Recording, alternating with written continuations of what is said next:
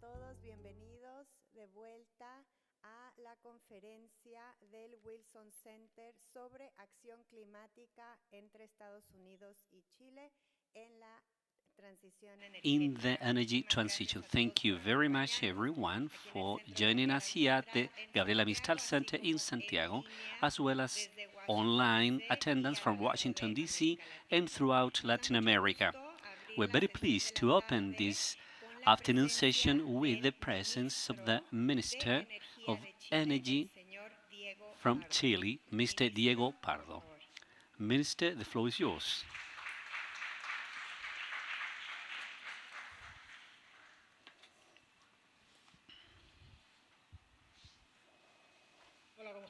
Hello, how are you? I'm so sorry I have interrupted your lunch break. I knew you had to end it that fast. Unfortunately, the legislation pace of Mondays, Tuesdays, and Wednesdays, when our Congress regularly works, ask us to be very fast.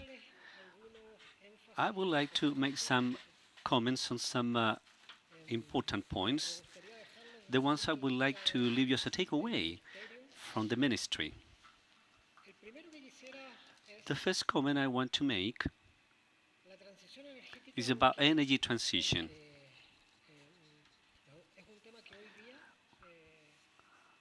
Although that's a matter that currently is part of the agenda, is part of the current matters, is something that in our Chile is different from being new. This is a country where energy transition,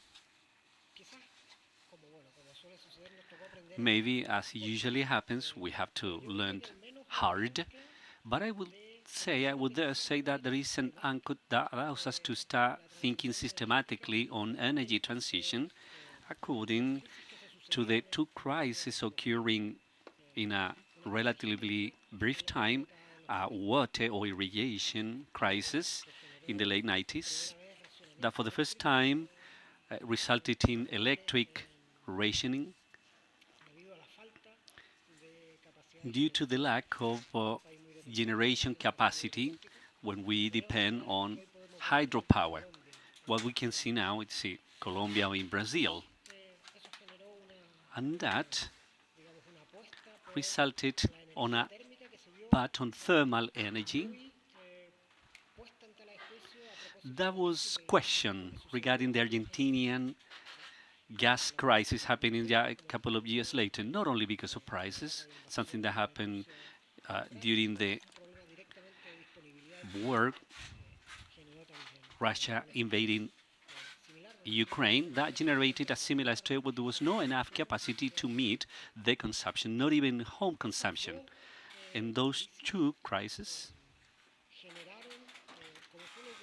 and as it usually happens, generated an institutional response. And that institutional response started with a social dialogue. I would say that was relatively expanded, and that resulted in the first national energy policy from 2015. That was reviewed in 2022, and it will be reviewed again in 7 more years.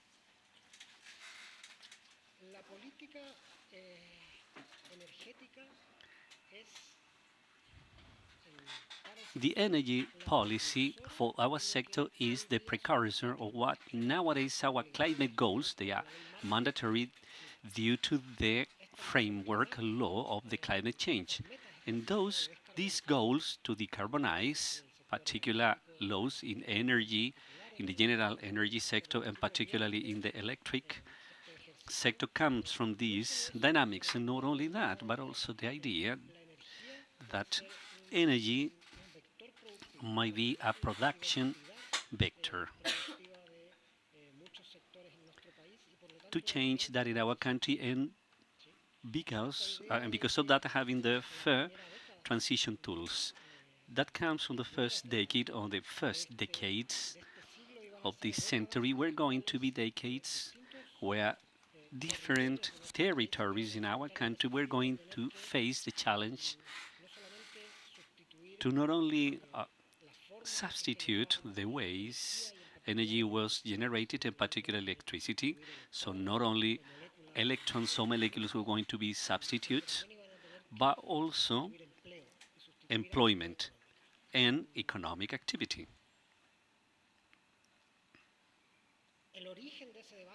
The origin of that debate is found in the energy policy, the national one in 2015, as I was saying, that was updated in 2022. Particularly in the electric system, we can see the result of that exercise in a very clear manner. In 2010, in our country, the renewable energies, what we call renewable energy or non-conventional energies, such as solar energy, represented a mere 1%. In 2015, that became 5%. In 2020, 18%. And nowadays, we have a percentage close to 30% of participation in wind and sun. Obviously, they are variable energies, and therefore, this average, it's an average that probably is not showing a reality, probably a more patent reality, meaning that some days during the year, sun and wind energy represents 80% of the demand.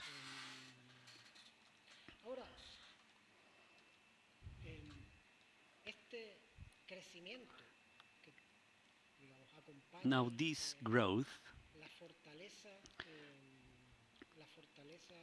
coming with the strength of our natural resources, this energy transition is characterized due to the penetration of these renewable and variable energies, and logically it's concentrated on those resources that are more abundant and intense in our country.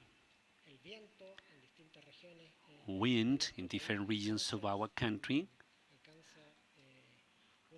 reaches a productivity that in many other countries can only be achieved with wind energy offshore.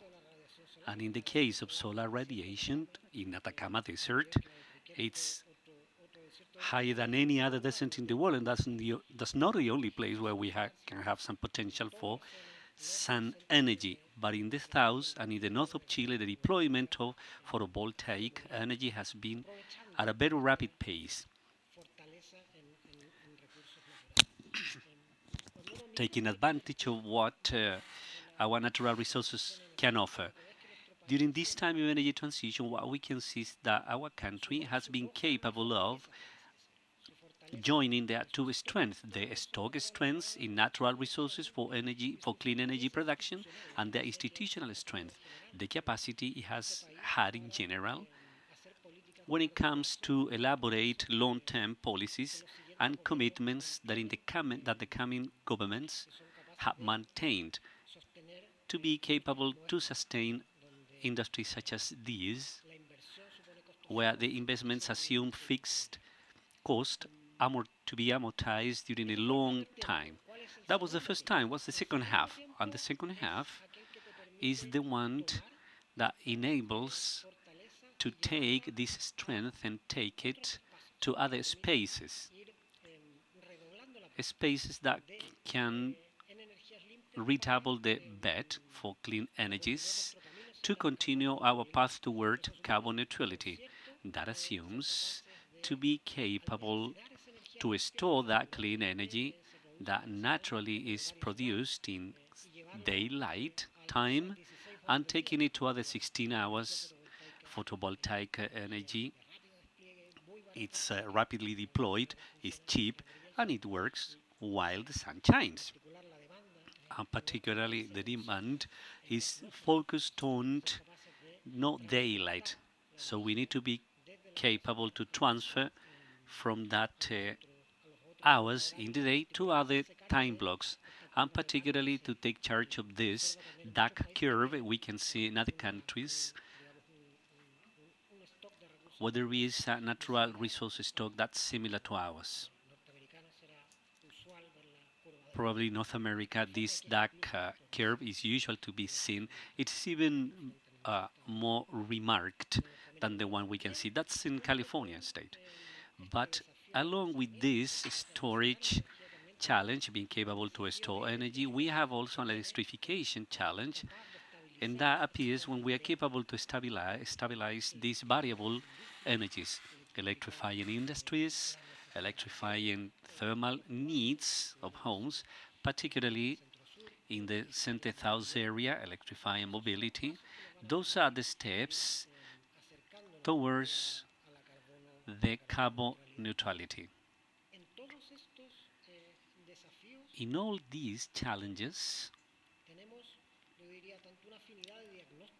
we had a common diagnosis with United States as well as a common idea in terms of the solutions we are pursuing. This commitment with inclusive policies towards a long term capable to look for a commitment, a two-side commitment, but also beyond those formal commitments, building along with the communities receiving this infrastructure, which are the ones receiving the cost and benefits of the policies we adopt. And that vision is shared with United States, and that was which led us to sign this memorandum of understanding with the Energy Department, which equals, institutionally speaking, to the Ministry of Energy in Chile. And at the same time, to be focused on this network, net zero work initiative, that just as like what happens with public policies in our country, it attempts to be focused on concrete solutions. Both countries share a common diagnosis. We do share a vision regarding stable and inclusive policies, but again, due to the need for reaching soon results. Today, energy transition, what we can see there is that on one hand, consequences of climate change have been materialized in a very aggressive fashion, and that falls into the population. We can see wildfires, they are more and more serious. We can see that in floods, hitting places we didn't see usually before.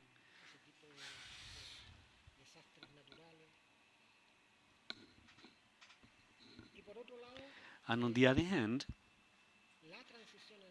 energy transition during the last days have been very stressed due to the crisis in prices and fossil fuels availability, which in turn has had an impact on the energy costs for home consumers due to the price they pay when they buy fuel in their cars, the price they pay for home electricity. Those two peculiarities, negative consequences of the climate change that are more and more aggressive and energy prices more difficult to be affordable, they are a very dangerous mix. And to face that, government responsibilities, and I guess we share this vision with the United States, is that we need to be able to generate results, and that needs to be done soon. And of course, we need to continue with this planning exercise, social dialogue, as well as the pace that naturally our policies have. But at the same time, we need low funding force and bringing them into present as soon as possible, because those are the tools, the only tools allowing us to maintain certain hope idea behind clean ideas, behind energy transition, which somehow or which otherwise would face these very adverse realities. The realities that economies depending on fossil fuels will continue to be facing higher and higher prices. And the climate consequences can be more concretized in a severe manner.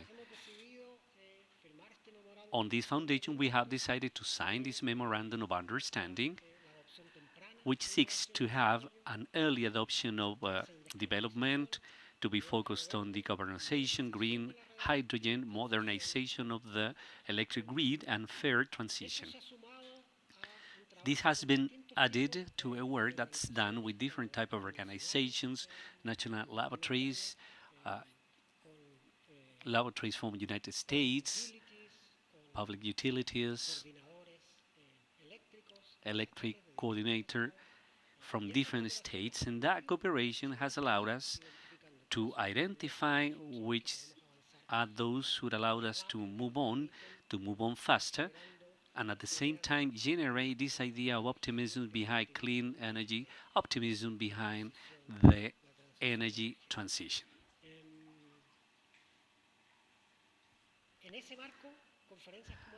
Conferences like this clearly allows us to understand this, to depurate those things that we can extract from this natural idea, demanding participation, demanding cross-sectional political agreements, and that's slow. Naturally, it's slow, and that should be separated from those which are ready to be implemented, and so we can make this feasible as soon as possible. So I'm giving you this urgency idea, this shared urgency idea. We need to look for fast solutions allowing us to maintain the optimism in our communities. And let's have a very fruitful conference or rest of the conference. Thank you very much.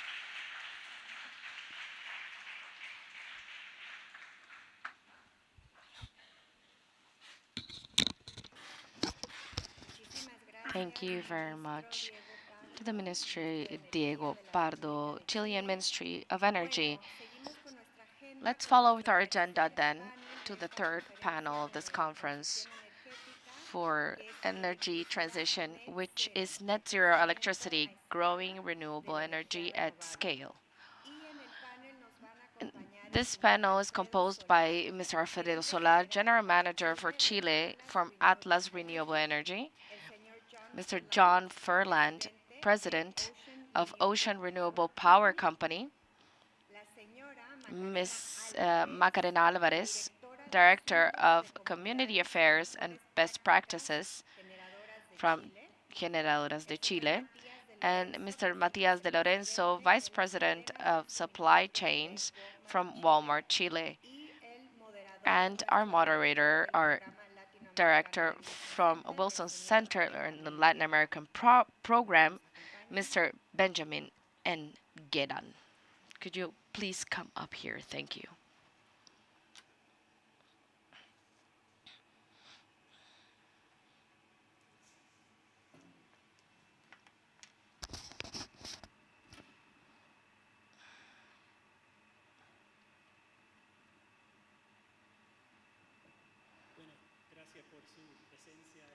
Thank you so much for being here and your interest on the subject. Thank you to all of the people who are here present and those who are online. We're very happy with the interest generated by this conference. There's no doubt there's a lot of tension around the energy transition in countries like Chile, especially Chile with this resources and its willingness to be part of the solution while facing the challenges at a global level. From the perspective from our team in Wilson Center from Washington, we're very happy to offer this platform as a base of conversation and debates on these subjects. We have talked a lot about the mining sector, and it is understandable because Chile has so many mining resources that are necessary and of great demand. But we're going to take a turn and tackle different subjects are also important, which is the production of renewable energy and the development and manufacturing of clean technologies, and the role of the private sector and the governance of Chile and other Latin American countries. And we will have a very fructiferous point of view while we look into the investments that are necessary for this transition to occur. What we're looking for when we are asking for your comment is to gather this type of information, which will help us to understand how do we show success cases, how do we gather more investments into these new industries, how do we highlight the success cases so those that have the capital, be it in and or outside the region, can invest here to be able to promote more production of this clean energy and then to speed up this transformation. Let's start with the example of Atlas Renewable Energy, which has a very important presence in Chile and the other countries of the region, to be able to understand what is the legal framework, what are the incentives, what are they looking for when you look for projects, when you evaluate the opportunities that you see in the region to be able to produce this renewable energy. Well, good afternoon. Thank you very much for your invitation. Atlas Renewable Energy is a company that develops in Latin America but also in Spain. We have projects of renewable energy in Chile, in Uruguay, in Brazil, in Mexico, and in Colombia. We trust in the growth of renewable energy in the region. Our experience in Chile is that we started the company in the beginning of 2017. We have 3 plants that are operating right now. There's one close to Santiago of 127 megawatts, other in Chañaral of 70 megawatts, which has a contract with Antofagasta Minerals. So we supply mining companies, and in Calama we have a plant that's called Sol del Desierto, which supplies MG, which is an international company. Our project in Santiago has a contract with a regulated client with the Commission of Energy Commission and supplies electricity for homes in Santiago. We believe that Chile has been one of the countries where renewable energy has developed with a lot of intensity. Maybe it happened with the crisis of the gas in Argentina with the high prices, and there we saw the opportunity where multiple technologies of wind and solar and hydro and other energies could be able to develop themselves in the Chilean market. I believe that the regulation of norms has been a very important subject, and it is important for the authorities to understand how important it is for the investors to maintain this stability in the regulations. I believe this is fundamental. There we have to gain the trust of the investors and also the trust of the banks. Let's not forget that renewable energy is intense when we're talking about capital. All of the projects require hundreds and thousands of dollars, and they're financed under project finance modality. The projects guarantee themselves, they loan, the banks loan regarding the trust that they put upon the projects and the regulatory framework. I think this is a very important subject to be able to continue to invest in renewable energy in Chile, and the authorities are also responsible of the development of the transmission net. Let's not forget that the projects are all over Chile, and energy will have to be able to flow through the network. If the network is congested, there is a lot of effects that ripple and are complex, like congestion in the network, for example, curtailment, that the plant cannot put all of its energy, and there's an effect in the prices of the contract.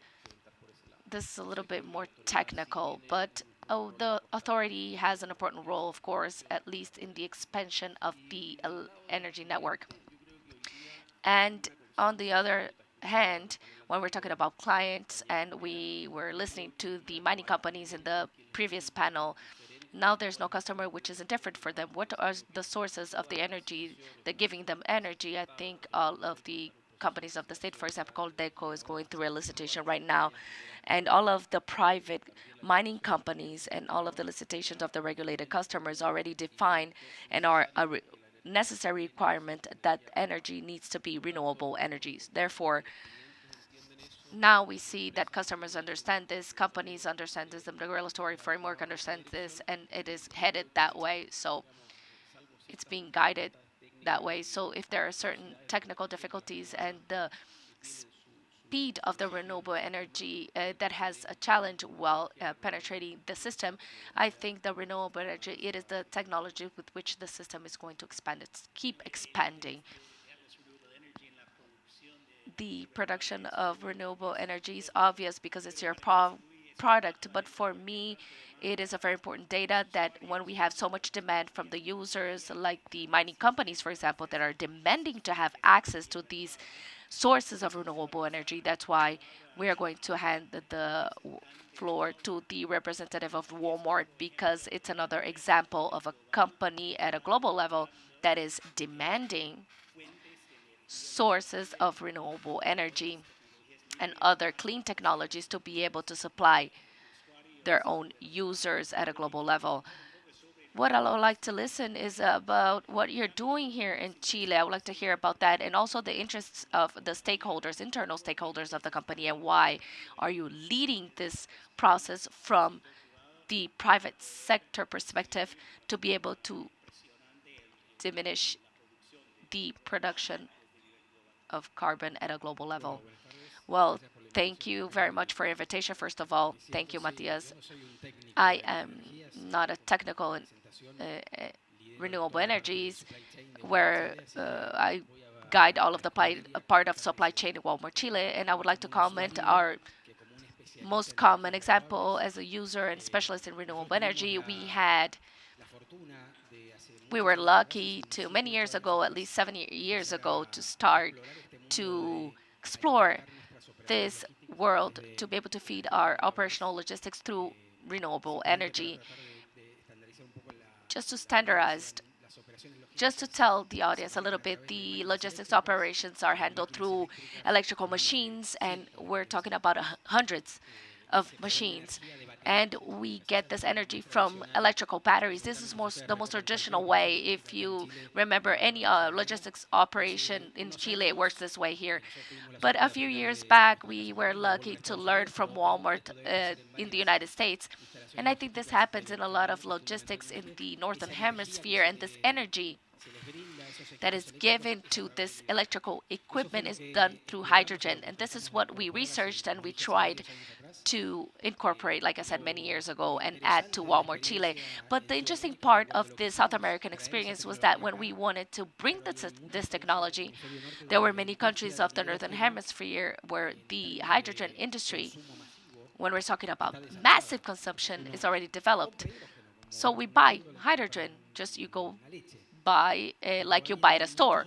But there are many other countries like Chile where this hydrogen industry, and I'm going to repeat once again, for the massive consumption is already not developed yet. So when we wanted to implement this project to be able to feed all of these electrical equipments of the distribution center with hydrogen, we were faced with this challenge, with this obstacle. You were just mentioning a company like NG. We partnered with NG and another American and European company to be able to develop this generation of green hydrogen on site. And this is what we were able to develop after so many tests and after so many lessons. And we were able to launch this a few months ago with the collaboration of the ministry that is here present and other governmental authorities. They went to this green hydrogen plant in a distribution center in Chile, which is the biggest plant of the sort in Chile. We're talking about 80,000 square meters with 800 people working 24 hours with almost 300 machines of these electrical machines. And we were able to create through NG Black Power technology and generate hydrogen.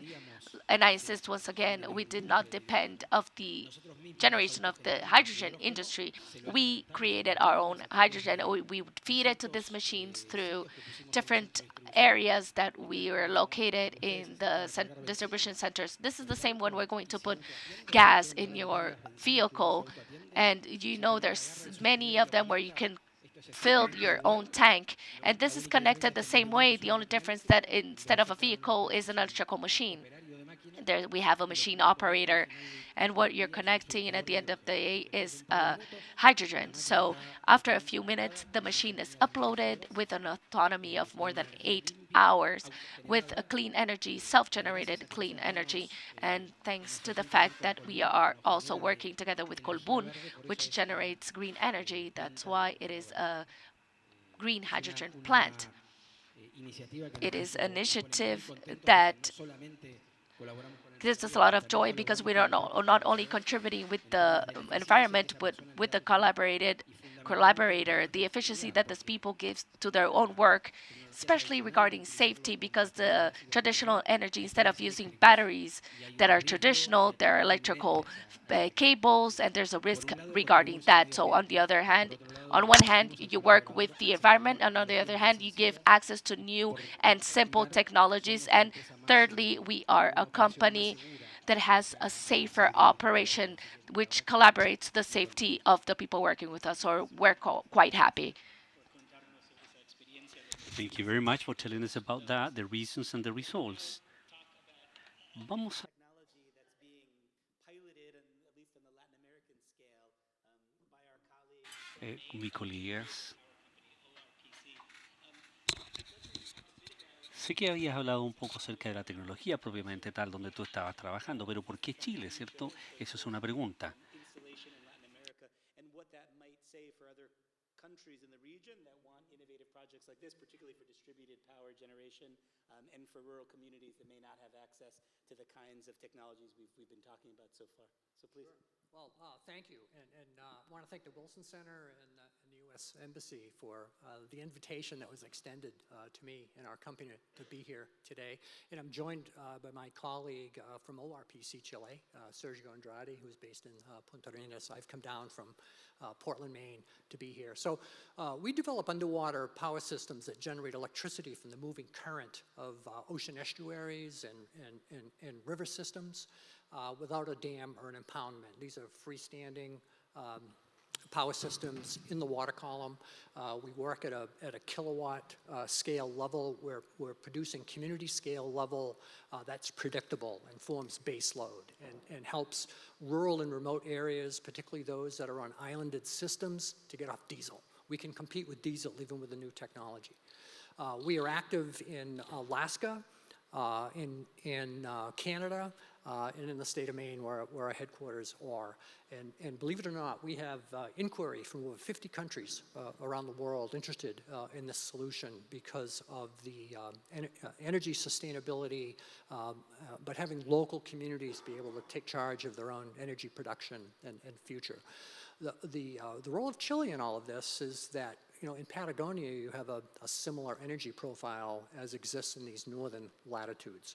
Islanded grids, and even in cases where there's regional utility operations, they're still using a lot of diesel. So we're coming in with our first unit, our first device in all of South America in Chile Chico, the first quarter of 2024. It's being assembled in Maine as we speak and being prepared for shipment. And it will be our first device. Will demonstrate what it looks like in the water or what it doesn't look like, because you're not going to see anything. It'll be underwater. But what its capabilities are, how we use local workforce in installing these. It's a wonderful economic opportunity for local contractors. So there's an economic model that's more than just the green electrons. It's the work itself. And then next in line for us is Torres del Paine National Park. You know, what a place, and what a worldwide phenomenon that park is. But you know, they operate a lot of their power systems off fossil fuels, and there's a readiness now and an excitement about moving off those fossil fuels, being able to electrify not only park operations but having EV charging as well. And they have chosen to work with us to be a solutions provider, to have our devices in the rivers and to assist with an energy conversion for the park. And when we're there, that will be a huge visibility opportunity for us as well. We're also working in some other areas of Chile, Tumalco on Tierra del Fuego as an example. And the market for us is not just Chile. We want to achieve success in Chile, do so with our Chilean partners, but then take this to the rest of the continent as well. Thank you, John.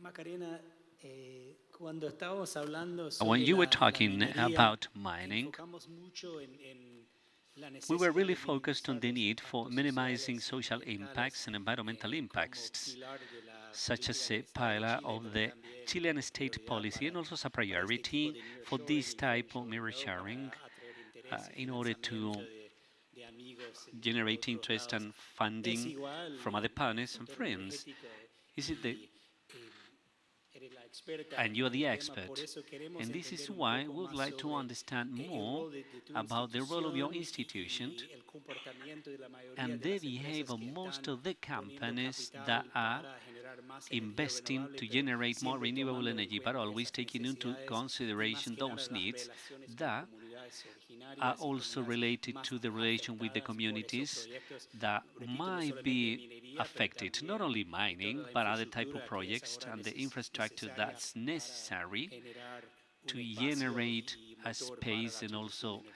motor for energy transition. Primero, muchas gracias por la First, invitación. I'd Además, like me to siento thank honrada porque for soy la having única me. mujer del I'm panel. honored. I'm the Yo only vengo de woman un in the sector que es panel. altamente I come masculinizado, from que es la a energía, very y tenemos una iniciativa male-oriented hace 5 años que se llama sector, which Energía más is Mujer. energy, and we got a project that's called Energy Plus Woman, Energía Más Mujer, and I thank you for that opportunity.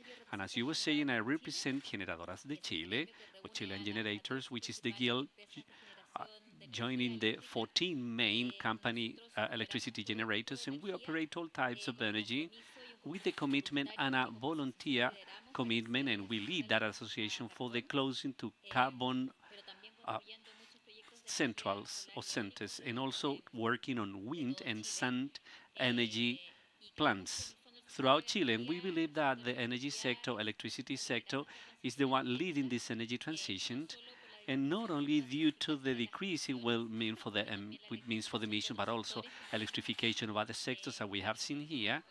Finally, will contribute for that, and also the goals set in Chile.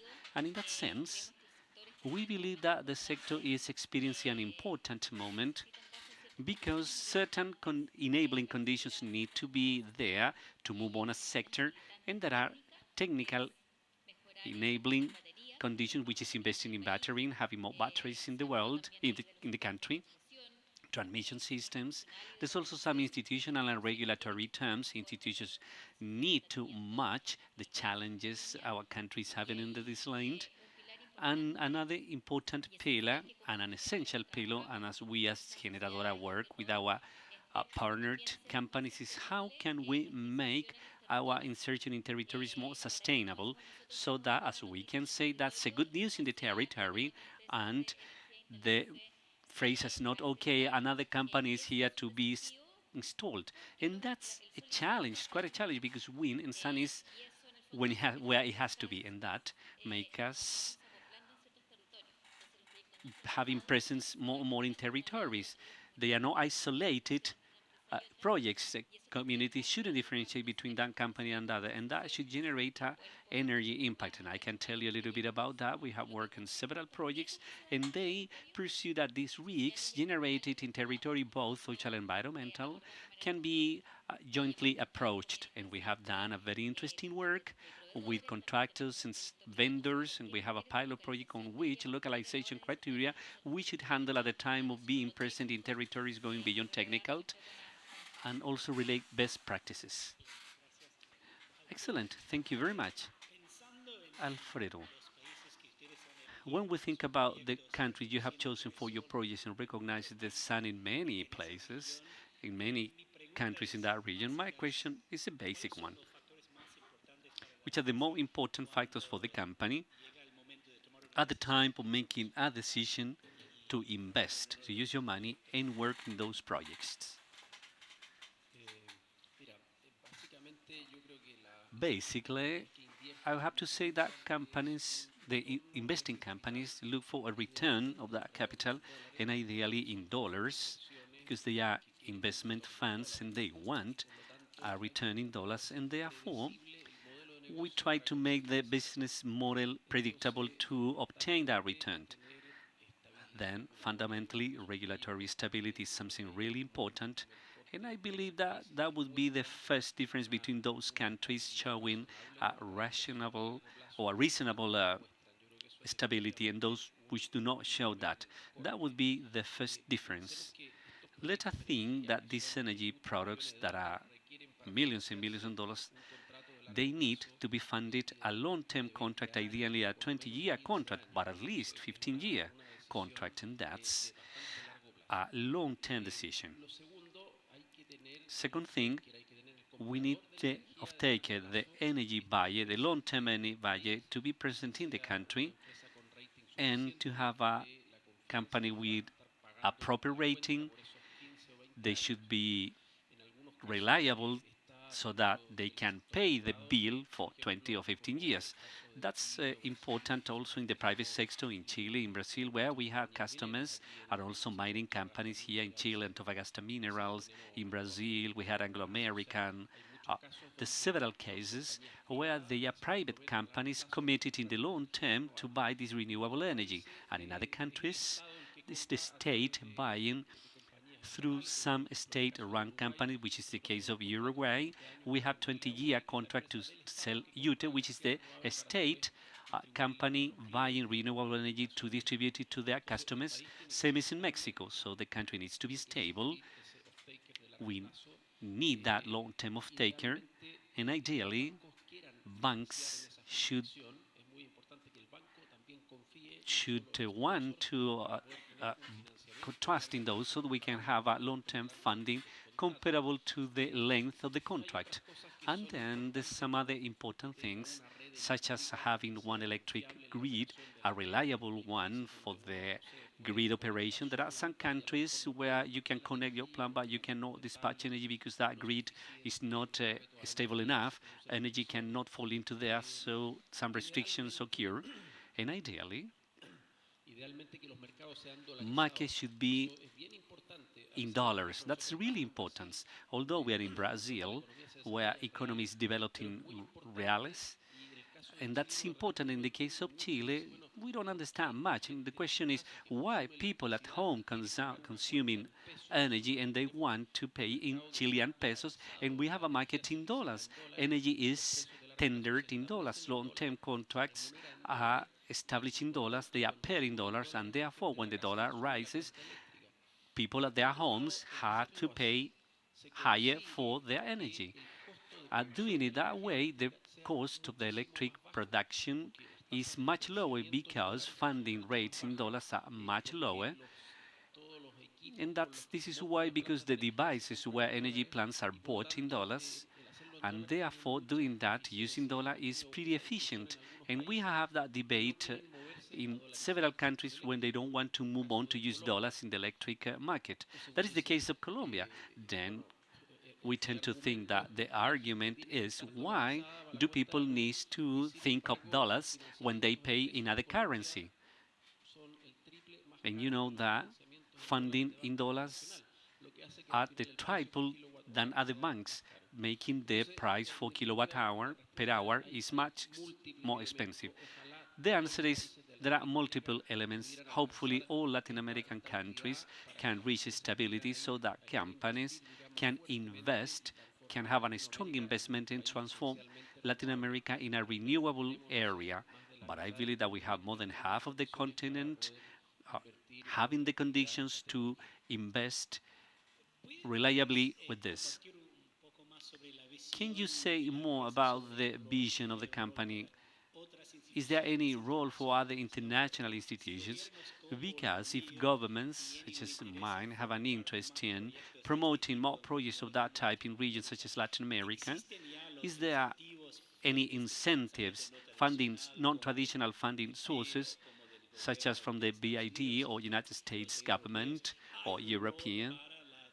Is there any role for the international area to generate more opportunities, or does it have to do with more external factors for each country, as you just like you just mentioned? I believe that multilateral participation has been greatly important, and that's usually important at the beginning and the development of a technology. When the commercial bank cannot be trusted enough, multilateral such as IDB or IFC or others, they do play an essential role. And that has happened in Chile. When projects started, solar projects started in Chile, it is multilateral banks, those which supported and funding, and when they were not eligible enough, then with the commercial banks, those which funded this project, and multilaterals take a step aside. But at the beginning, it's very important their role.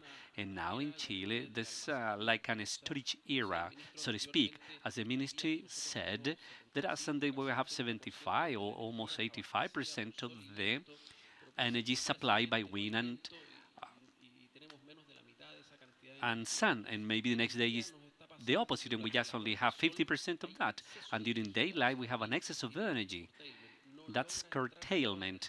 Not all the energy can fall into the grid to make the best of the energy that is installed in the panels. And at night, we are burning fossil fuels to generate energy. So it's logic that big batteries units for storage should be installed, allowing the storage of energy to use it at night so that we don't have to use fossil fuels. And that's a state role. In the case of Chile, they are attempting to promote through some law, some regulation, some rule to encourage that the storage can be done faster. And also is the role of these multilateral banks such as IDB interested in funding in the long term this in Chile until the business model can be completely known and bankable for the commercial banks to be able to fund this type of projects.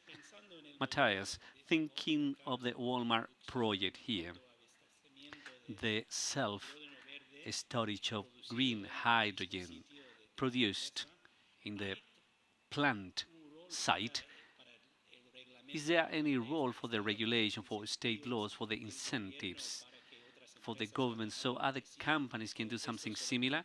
Or is that only related to the capacity of the vision of just one single company? Or do we have to think of the legal framework and national strategies so that other companies can make a similar decision and invest using their own money and produce their own renewable energy for their own use? I agree with everything Alfredo has said before about the conditions of stability in the country, the availability, some funding, some banking organs may have. We experienced something similar. Our path was a long one, and yes, we have greatly made a trajectory when it comes to the regulation and legal provisions, along with the state, with the different governments we have participated with. The Ministry of Energy was something important, and all the ministries depending from that one, from the energy one. And somehow, we've been like co-building with the Ministry of Energy.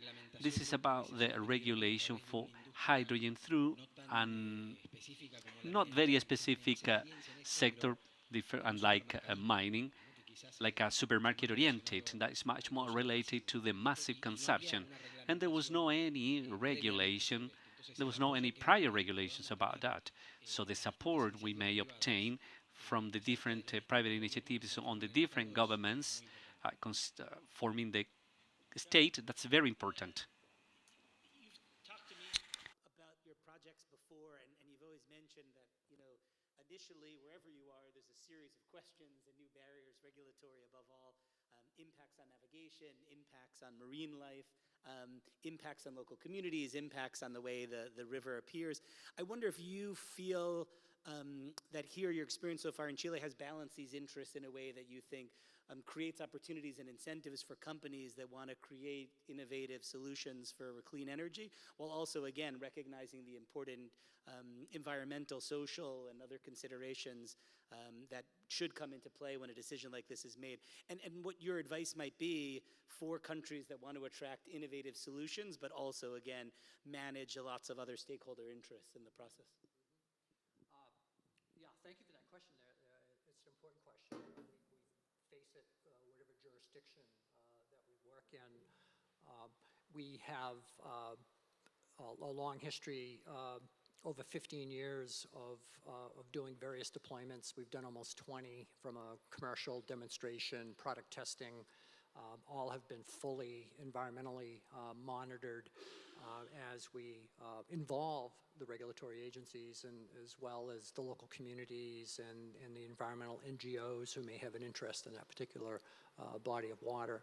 And the outcomes have been, there's been no identified fish mortality, for example. And there's scientific reasons for that, having to do with where the fish are on the water column and what time of year, or if it's an ocean situation, what stage of the tide, that type of thing. We're not taking up a lot of land area with our devices, so that minimizes what might be happening on the river bottom or the ocean bottom. We always work with the local communities to have them help give us direction about where these should be located within, where we need the velocity in order to operate effectively.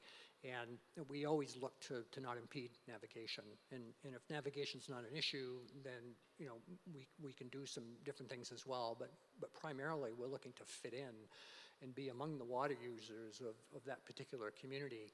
And when the local contractors work with us and the product gets assembled on site, that workforce quickly grasps that this has a lot of the same skills that they're utilizing anyway, and that over time, how you operate in their community probably won't look much different than what they're doing anyway. It involves boats, it involves marine trades, and things like that. So the regulatory agencies understand this as well. That helps encourage acceptance. But we really look for the acceptance from the community because it's their project fundamentally. We're a guest in town, and in the communities that we have installed in, they've invited us in, and they're the ones that believe in the project and want to make it work, and we're just applying our professional knowledge and skills to have them realize their vision for that. And then long term, as we get more devices in Chile, and hopefully elsewhere in South America, there's an industrial opportunity here. Our first unit is being shipped down from Maine, but once we have a volume of systems here, all of that work can happen here, and that can be part of the marine industrial economy. So in that regard, as we talk with how do we get these first units funded, financed, there's, the theme of this conference around the dialogue and the public-private partnerships and involving NGOs. We're at that stage where we're working with the Exim Bank of the US, looking for an in-country partner, looking a way of structuring financing that makes this, these first number of units possible on the market, and then have the systems be part of Chilean's renewable energy mix long-term. Tal vez antes de seguir, podrías kinds of levels of government then that you are interacting with, given the remoteness of some of the communities that you're looking at to work in, given that some of these are indigenous communities, you've worked in Alaska, Canada. Can you just talk a bit about sort of the levels of decision makers that you're encountering and what sort of complexity and opportunities that creates? Sure, yeah. So, we're, getting our first units in the water in North America, we have had substantial backing from the U.S. Department of Energy, their Water Power Technologies Office. The development of this type of power system, it's of strategic interest to the U.S. So there's companies that work in the current space, river and tidal, work in the wave space. And we've been among those who have competed and have been awarded financing from the government to help us mature our product line. Similarly, public sector R&D organizations in Alaska and in Maine have contributed to that as well. And then, we have successfully and have been lucky to pull together an ownership and shareholders and investors who want to see us grow. So we're bringing our equity to that as well. And what we're trying to do is move out of the time of our existence of 1 and 2 projects at a time. We've had 5 operating through this year, and get that to 10 to 50 to 100, and that's where you need to package that other capital. So XM has been attracted to this. We have found a lender in their network who works globally with smaller transaction side. Some financial institutions, it's got to be $100 million deal, or they don't want to do it. Well, we're working with one who understands this remote and rural market, and much like what has been stated earlier, you need to pull in some partners with the right creditworthiness in order to be able to package this financing. So it may not be the community ultimately that ends up buying something. They'll pay for the electricity. It's been the financing through a third-party, creditworthy organization that enables them to purchase power at a competitive rate for this new technology and actually lower their rates over time. And like solar, the energy source is free. So it's a matter of what's the technology for harvesting it. Macarena, Karina, bien dices que you sol say está donde está, el viento está en the sun is where it is, the wind is where it is. I would like to understand a little bit better in the case of Chile. Who are the people living in these areas? What are the benefits that are received by these projects? In the case of the technology of Jan is obvious because they don't have access to electricity or to clean energy. And also maybe the employment source and the installation of the equipment and its maintenance. But it's not like this in all of these cases, because sometimes it's to feed huge cities through national grids. So my question is, how do you work with these communities? How do you guarantee that there are benefits for them?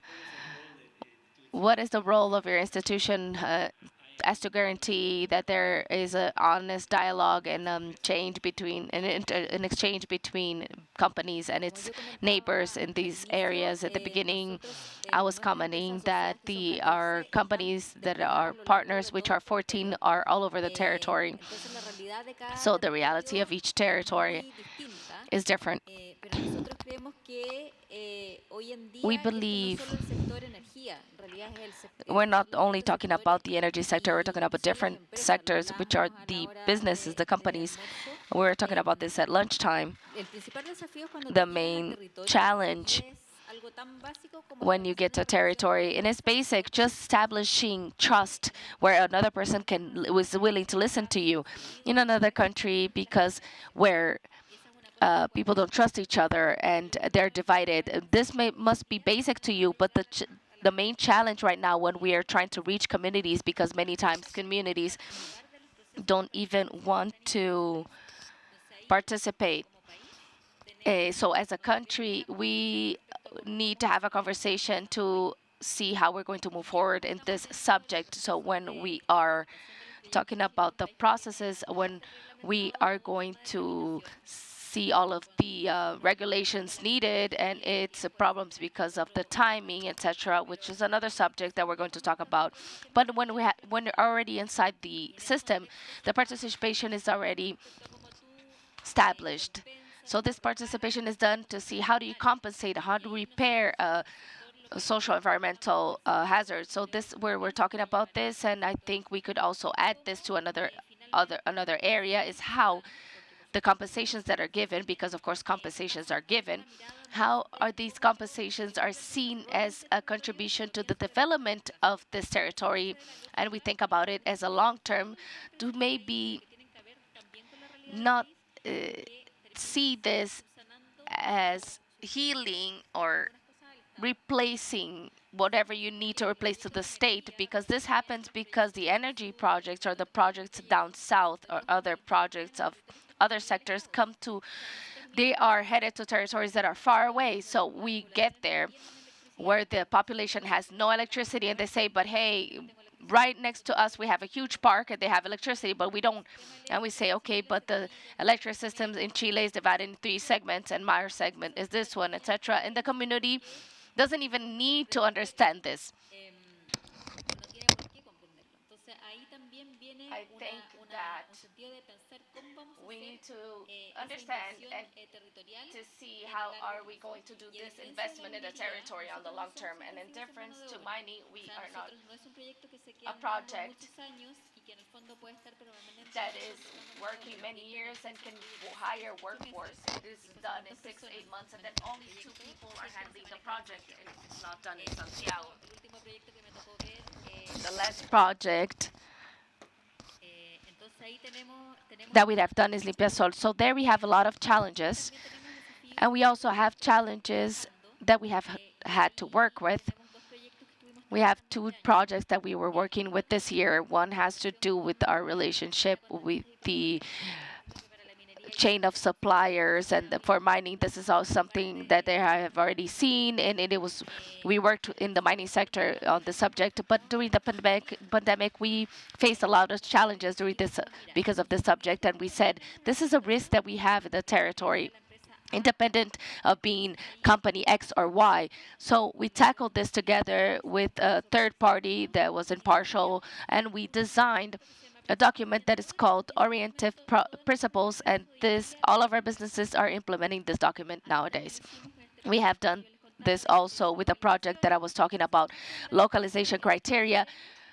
As a group, we have a role that if we have certain risks that are happening in the territory, we need to work on it together, because it is the only way to be able to develop the quantity of projects that we need to develop in the territory to be able to achieve carbon neutrality, to be able to transform the hydrogen and green hydrogen. We need to work together in these projects.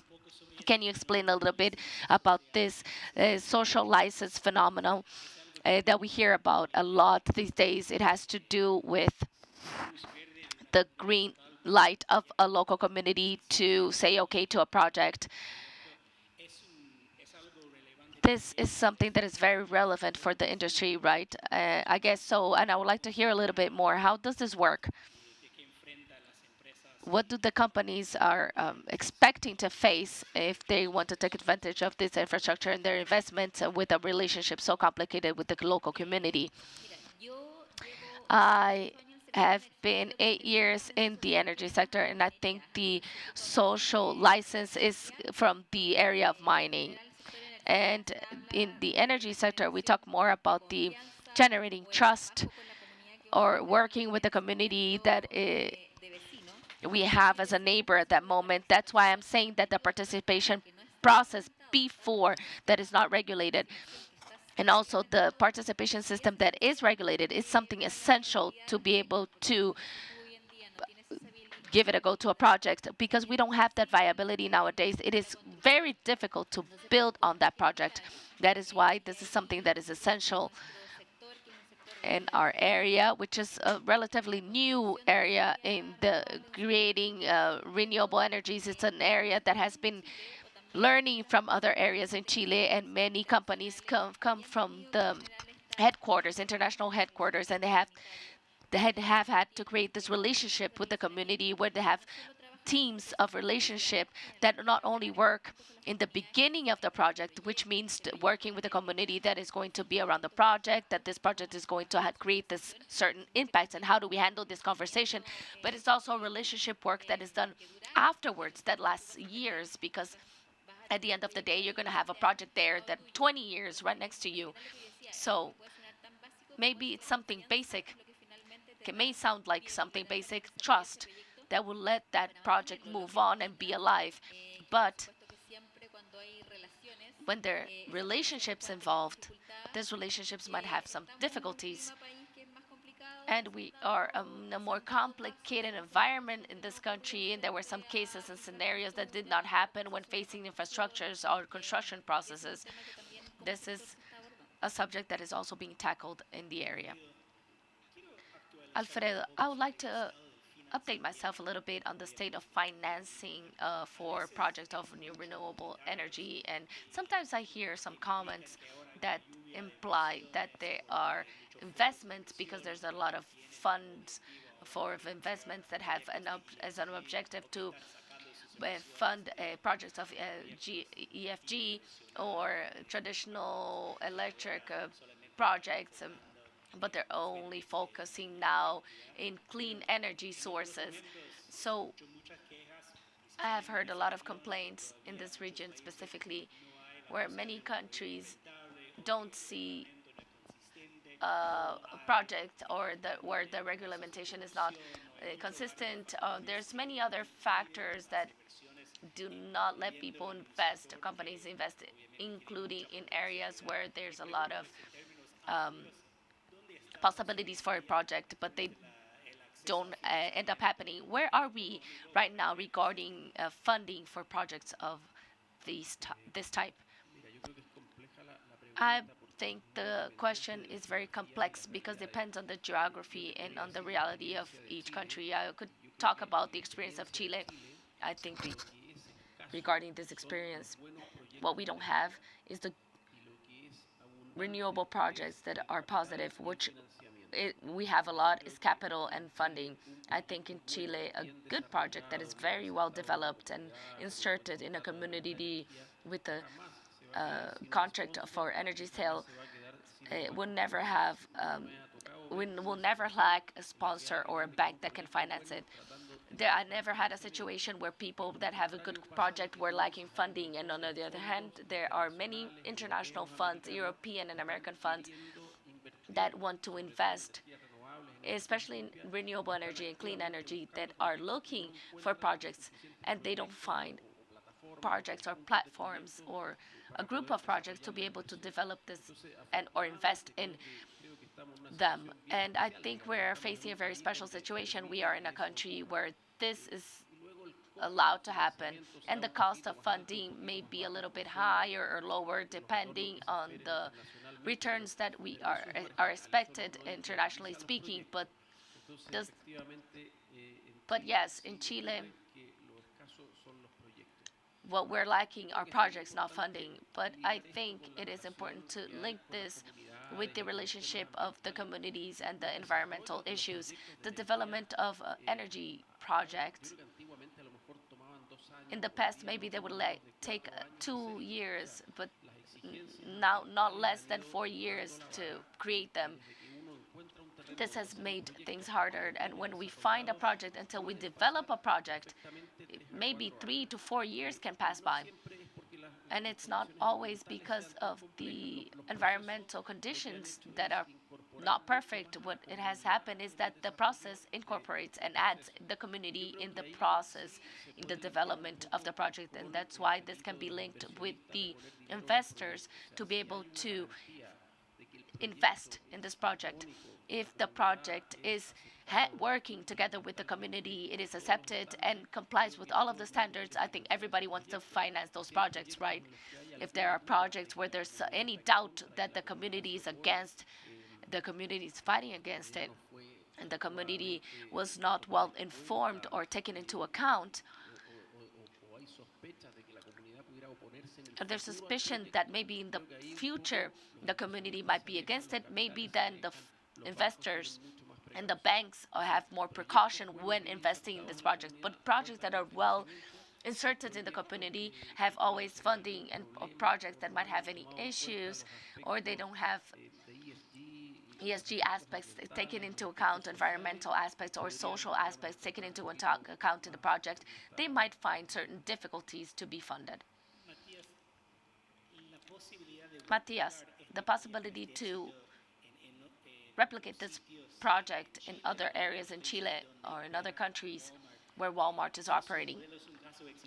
This is a success case that is studied inside the business because since it's such a huge company, you don't have to think of the interest of other multinational companies, only the impact on yourselves when you replicate this model in any other country where Walmart operates. So my question is this case studied and proved to be able to export it to colleagues on the value chain of Walmart? Yes, we are now going down a path where we are going to share our experience in 3 pillars. First, inside Walmart community, like you said, independent, where if many countries where a Walmart operates already uses hydrogen, it's self-generated through high, which makes it most robust or also trustworthy because it is less vulnerable to any other infrastructure that is used. So we are sharing this experience with Walmart Central America, where is an area in the world where infrastructure is not so developed, and inside the community in Chile, with all of our supply network, we're sharing this practice with them as well because this can be copied in different distribution centers, and it's very important but it's not an investment that a company cannot face when we are talking about the benefits and the payback of this project. And thirdly, not only thinking of hydrogen as energy sources for electrical equipment, but to dream a little bit higher, have more ambition. We have shifted into energy generator, and we can share this energy with for example, with our own distribution plant, or also the ones that give us our own suppliers. And this can happen in a physical company as well as the digital part of the company. So the ambition to be able to share this experience, not only inside the Walmart world or the industry in Chile, but also in the different use that this energy can have and that we can propose as a generator of energy. This fills us with great ambition. Me gustaría preguntarte, Considering why the Defense Department and others are paying so much attention to it. I mean, the case is clear for projects that are hundreds of millions of dollars for solar, for a company, one of the biggest companies in the world, that can have an enormous impact if it brings to scale this kind of use of green hydrogen. Yours is not for a national grid. It's a much smaller scale project, and yet it's more than a niche. And I want you to have the opportunity to talk about why it's important to think about your technology, but also technologies like that for solving energy transition problems that can't be solved at this scale of what I've just described. Yeah.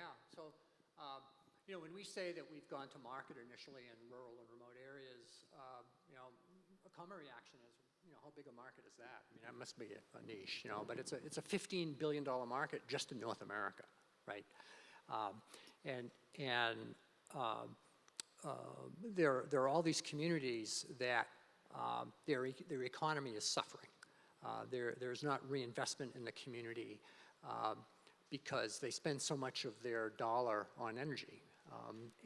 And in the case of Alaska, in the case of many of the provinces of Canada, the price of electricity is so high because of the dependence on diesel and the difficult logistics of handling diesel, that there's a subsidy program for the energy. And in some cases, the subsidy might be 50% of your energy price, but even at that subsidy level, you may still pay 50 cents to a dollar, 75 cents a kilowatt hour. So we're in a market that's like 40 cents to $1.50 a kilowatt hour. So we're a solution to bring economic opportunity to areas of the world that haven't had the full grasp of it because of the money spent on energy. It then becomes an economic development opportunity because of the services and job creation that results. But also at this scale, there's multiple use cases where this type of power system can be applied. So EV charging networks, critical infrastructure like water supply and wastewater treatment, emergency power for hospitals. And that's part of why Shell, for example, has bought a couple of our units, because they want to dabble with these. They're looking at their facilities in Louisiana, but they're also interested in some other possibilities as well. So we're trying to give the solution visibility in the market and look for those first opportunities among these use cases. The EV charging one is interesting because in the US, there's a huge initiative to have fast charging systems every 50 miles on interstate highways. And we're probably not going to play in that market, but just about every state has a dead-end, single-line distribution that goes off into a rural corner. We could probably service that area and assist the utility without over-investing in its utility lines. It becomes a business opportunity for tribal communities in the Western US and in Canada. So there's multiple use cases where this power system solution becomes part of how the paradigm changes and more electrification occurs. Bueno, hemos identificado algunos casos de uso bastante interesantes y alentadores. Use Antes de cases. terminar, quiero volver a una Before we perspectiva finish, más I would like to sectorial, know más about a more nacional. sectorial Y perspective, a entender more national-oriented perspective, and the Chile's energy transition status, the pace. Where are we heading to? Are we in the correct path? Will be able to reach national goals? And if not, what is what we need to accelerate that?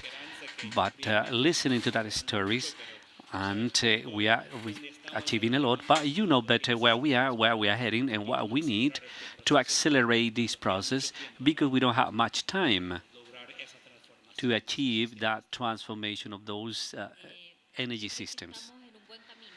I believe that we are on the correct path. Chile has been successful in this area, but as I was saying at the beginning, this system industry needs a 2.0, and for that 2.0, certain enabling conditions are required. Many of them has been mentioned, and that has to do with storage investments in transmission, because there's no point in installing projects in generator whether we do not have that support. And we also need regulatory transformation. It's been talked a lot about when it comes to proper regulation, and also an institutional capacity to be adapted to this sector that's been growing and growing and doubling and doubling when it comes to installed capacity. But at the same time, we got great challenges in our insertion in territories, and that is something that, although my well, is seen as we taking a role as an association, and they only have an approach, a policy and rationing approach. We will have to see how, as a country, along with the civil society, as a state, we can move forward to that territory, enabling to have the required amount of energy to reach those goals. So a big challenge is ahead. Thank you very much. Thank you, everyone, for your opinions. Thank you.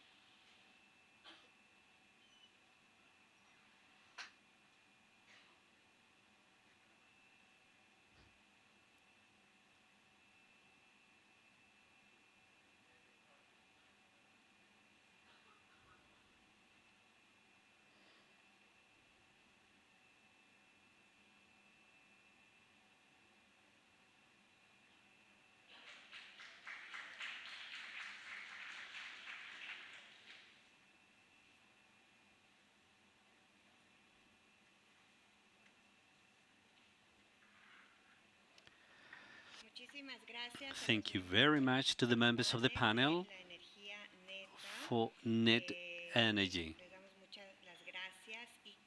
We'll express our gratitude to them, and I would like to continue with the program. And now comes the speech by the Deputy Administrator of the Environmental Protection Agency, Mrs. Jane Nishida. Please, Ms. Nishida.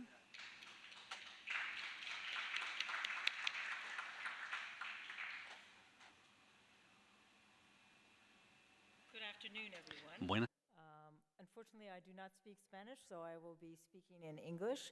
And The only thing that can be worse than speaking right before lunch is having to speak at the end of the day when everyone is tired. So I commend all of you for staying to listen to the last panel of the day, but which we who are on the panel probably think is the most important, and that is how do we engage civil society in the transition to clean energy. So again, my name is Jane Nishida. I am the Assistant Administrator for the U.S. Environmental Protection Agency's Office for International and Indigenous Affairs. My office, as was alluded to, deals with what we refer to as sovereign nations outside the United States, partners like Chile, and then we deal with sovereign nations within the United States because we honor the sovereignty of our indigenous nations. And so it's with that lens that I want to talk about the topic today, and that is how do we engage civil society, including our indigenous communities, in the conversation with regard to the transition to clean energy. We all know that the world is seeing the effects of climate change, the extreme weather events that have increased the frequency and intensity, destroying homes, schools, businesses. And we also know that climate change amplifies not only these environmental challenges, but also the challenges in society with regards to poverty, hunger, health, political instability, and the movement of people across physical and political boundaries. We also know that we cannot wait for future, to address this in the future, because the future of our children needs us as adults to act now. We must act urgently and deliberately to ensure that our future generations do not face the same intensity and challenges that we are facing right now. That is why, in the United States, President Biden has enacted historic legislation, most notably called the Inflation Reduction Act and the Bipartisan Infrastructure Act, which provides historic and large amounts of new funding to address infrastructure and pollution reduction proposals in fighting climate change. And this includes several pollution or climate pollution reduction grants that EPA, my agency, administers. The first is the Climate Pollution Reduction Grants, which provides $5 billion to our subnational governments. Again, that's $5 billion. It's not money that we have had historically in the past, but this goes to our state governments, our municipal governments, and our tribal governments to be able to allow them to not only develop, but also implement plans to reduce greenhouse gas emissions.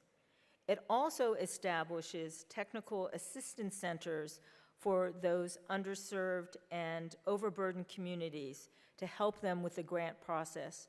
Because we often hear from our EJ, our environmental justice or tribal communities, just having the funds is not enough. You have to help us in terms of how we can use the funds, how we can apply and make sure that the use of those funds are most effective. So, under this legislation, we have established those technical assistance centers that are geographically around the United States, and then also targeted to specific communities in the United States, like the indigenous communities. And they, in addition, provide training and guidance to those communities, including online training. Before the historic passage of the Inflation Reduction Act, EPA also established something called the Adaptation Resource Center. And under the Adaptation Resource Center, we are providing an integrated tool, package of tools specifically to address needs of communities based on where those communities are in the United States, including trying to design solutions for those communities that are specific to their circumstances. And we work with those communities to address the issues that they identify as priority. We also give them case studies about how other communities have successfully adapted to the extreme events of climate change. And we also provide them, as I mentioned, tools and training and technical support. And so we think that in addition to providing financial resources to our communities, it's very important to provide them with that technical expertise that often they lack. We also know that historically neglected communities have borne a disproportionate burden from environmental pollution and the impacts of climate change. They are on the front lines of the battle against climate change. And this administration, the Biden administration, is deeply committed to putting environmental justice at the heart of everything that we do in the US government. We are taking a whole of government approach when it comes to addressing environmental justice. We recognize that in order to pursue and to confront environmental and climate challenges, we also must confront the social injustices associated with our society. So EPA has established a new national office that is charged with advancing environmental justice and civil rights, and this office reports directly to our minister. So we have elevated the issues of environmental justice and civil rights at the highest level. EPA also has a series of grant programs known as the Environmental and Climate Justice Program, which was also created under the Inflation Reduction Act, which provides funding to carry out in environmental and climate justice activities to benefit these underserved and overburdened communities. And as I mentioned, it's not only financial support, but it is also technical support. The US Congress has appropriated $2.8 billion for financial assistance, $200 million for technical assistance to implement this new program at EPA. We are also committed under President Biden's EJ 440 program to devote 40% of the benefits of our federal investments to underserved or EJ communities. In addition, the EPA Administrator Michael Regan has begun a series of visits to environmental justice communities known as the Journey to Justice Tour, where he visits directly with communities around the country that have had long-standing environmental injustices.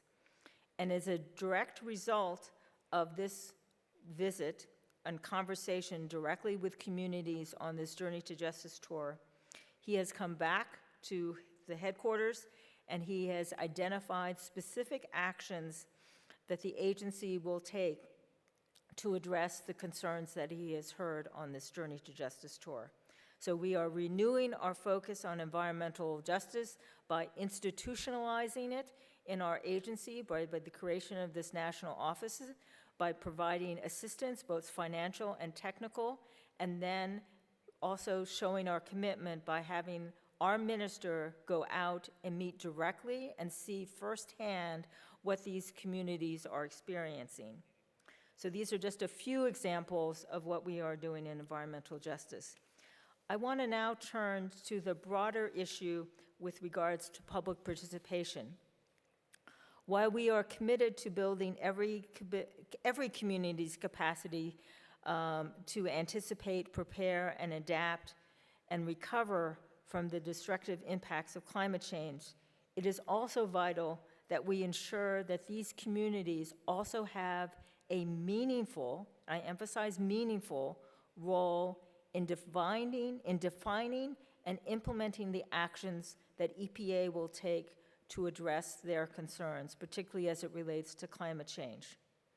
So EPA has also developed public participation tools, and the most notable one is a public participation guide where under this guide, it is designed to help government agencies like EPA to identify best practices, skills, and behaviors that government agencies can use to work with communities to provide them that meaningful public participation, and to recognize the difference between just checking off the box, I've engaged with the community, versus have I engaged meaningfully for that community, allowing them not only to listen to their concerns, but have a seat at the table when it comes to our decision making. And the guide is available on EPA's website, and we know that this is a concern not only shared in the United States, but for countries around the world, like countries in Latin America. So we have translated this public participation guide into Spanish as well as in French. Our website also includes a self-study module and resources that can help users select and design public participation programs to best meet their needs. EPA has a long history, as I mentioned, of working with partners internationally to strengthen public participation and transparency. And I just wanted to cite one example of this international cooperation.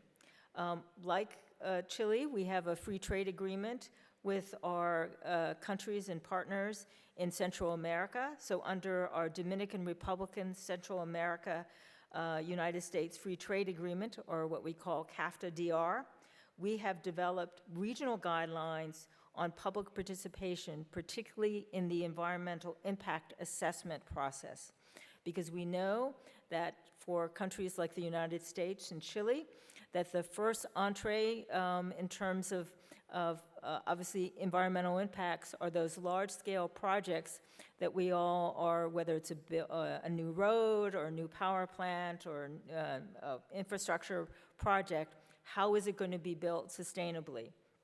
So we've incorporated within our guidelines for environmental impact assessment, we not only work with countries in terms of what are the environmental sustainability standards, but what are the best practices that you can use to involve the public in the environmental impact assessment process. So we led a group, which we call the Regional Technical Working Group, which consisted of governments in the region, civil society, as well as businesses, in developing this guide. And we have incorporated many of the comments that we've heard from the governments, from the businesses, and the NGOs to ensure that the guide is in fact reflective of the needs here or there in Central America.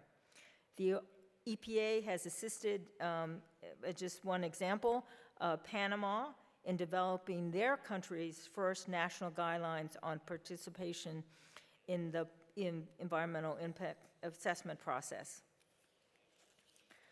The guide has also been a model for training programs, and so EPA has produced 3 trainings on how to incorporate conflict resolution, because we know that that is also an issue when we do permitting of large projects.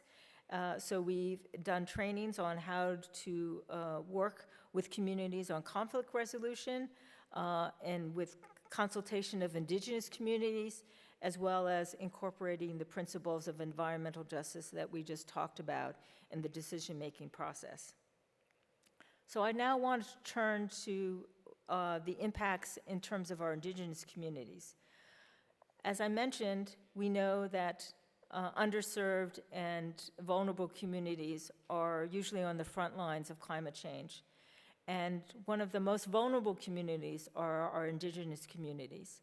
From day one, when President Biden joined office, he committed to strengthening our nation-to-nation relationship between the United States government and the governments of our tribal nations. So in last year, actually President Biden hosted a White House Tribal Nation Summit in Washington, D.C., where he invited the indigenous leaders of more than 574 federally recognized tribes that we have in the United States to the summit. And at that summit, he also released many key deliverables that he worked with the interagency, but the most important and relevant one for this discussion is a presidential memorandum on uniform standards for tribal consultation.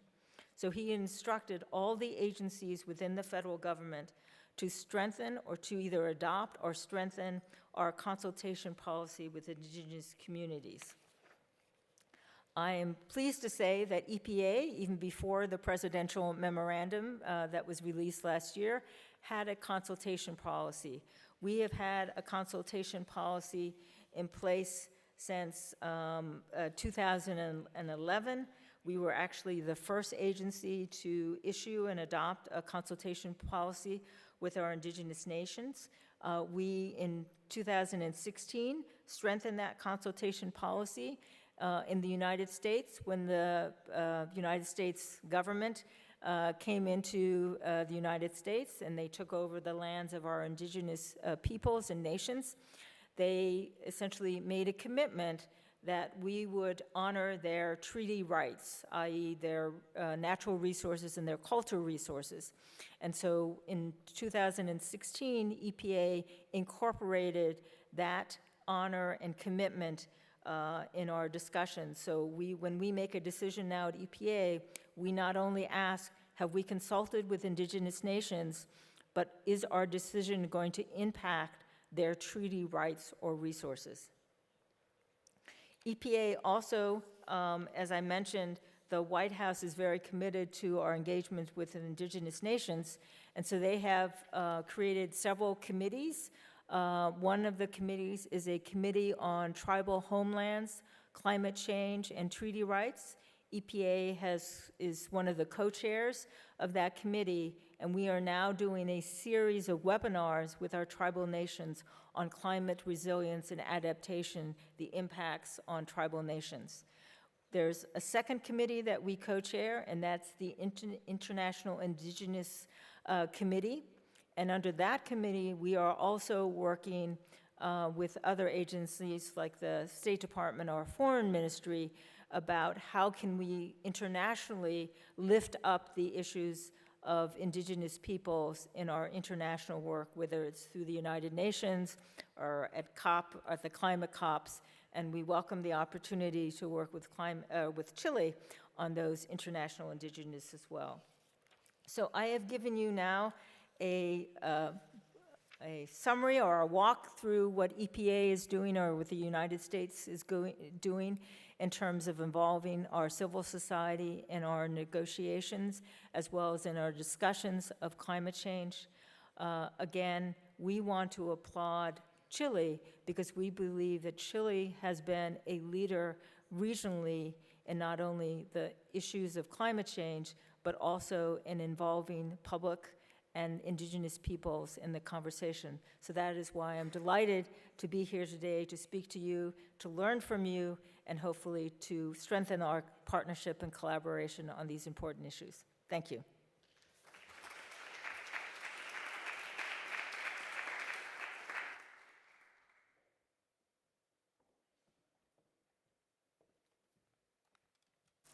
Thank you very much. Muchas gracias, señora Nishida. Thank you very much to Ms. Jane Nishida. Now we're going to our last panel for today, which is called The Role of Civil Society in Fostering Climate Change here in Chile and the United States. And for this panel, we will have the presence of Ms. Jane Nishida. We just heard her speech. She is the Assistant Administrator of the U.S. Environmental Protection Agency of the United States. Mrs. Gloria Lillo will also be here. She is from the Just Social Ecological Transition Office of the Chilean Ministry of Environment. Welcome, Ms. Lillo. And Barbara Saavedra will be also present here. She is part of the Wildlife Conservation Society of Chile. Welcome, Mrs. Saavedra. And Mr. Ezio Corta Cordela from the NGO FEMA and University of Chile. Thank you very much for being here with us today. And as our moderator, Andres Biel, He is Senior Associate of the Latin American Program of Wilson Center. Thank you.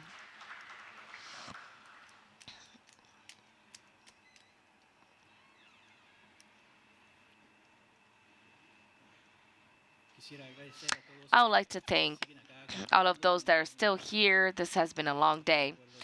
I agree with the Assistant Administrator. This is the most important part of the day. I would like to ask you a question, Ms. Assistant Administrator. I would like to do a reference and citing a speech done many years ago by the first administrator of EPA, William Ruckershaus, in his speech From the Conscience Towards Action. He gave this speech in the second celebration of the Earth Day in 1972. He talked about the environmental disasters in our planet, and he said the year of the conscience is already over. Now we need to take action. We cannot substitute slogans or symbols by solutions.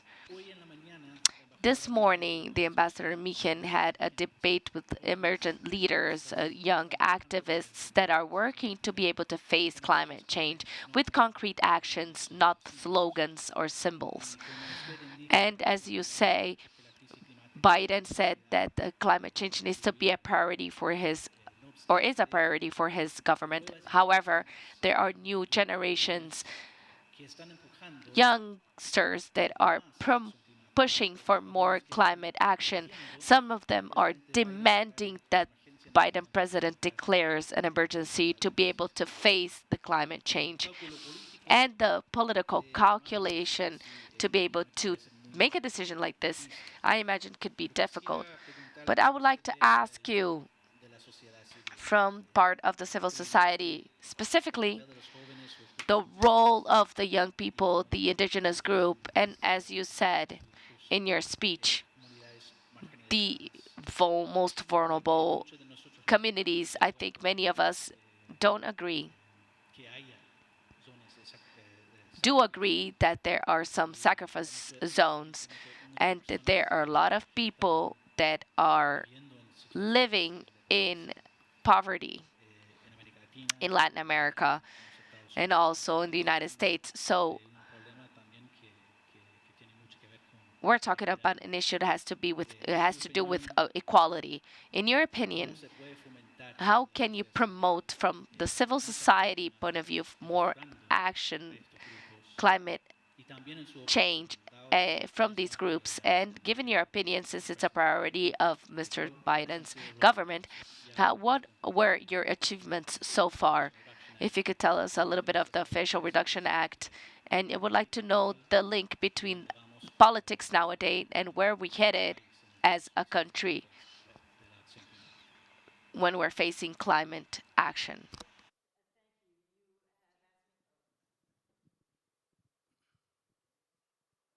Thank you. You have asked me many questions, so I will try to remember them and break them down. So the first issue you raise in that is how can we as governments and societies engage the youth as well as other members of civil society. And I have to say, as I mentioned in my opening remarks, the youth not only motivate us, but they are our conscience, because we want to ensure that we are not leaving the world better off or worse off than when we found it. I think for those of us, and you are all younger than me, but I know that when I was growing up, that was something that my parents would always say, that I want to leave you a world that is better than what I have found it.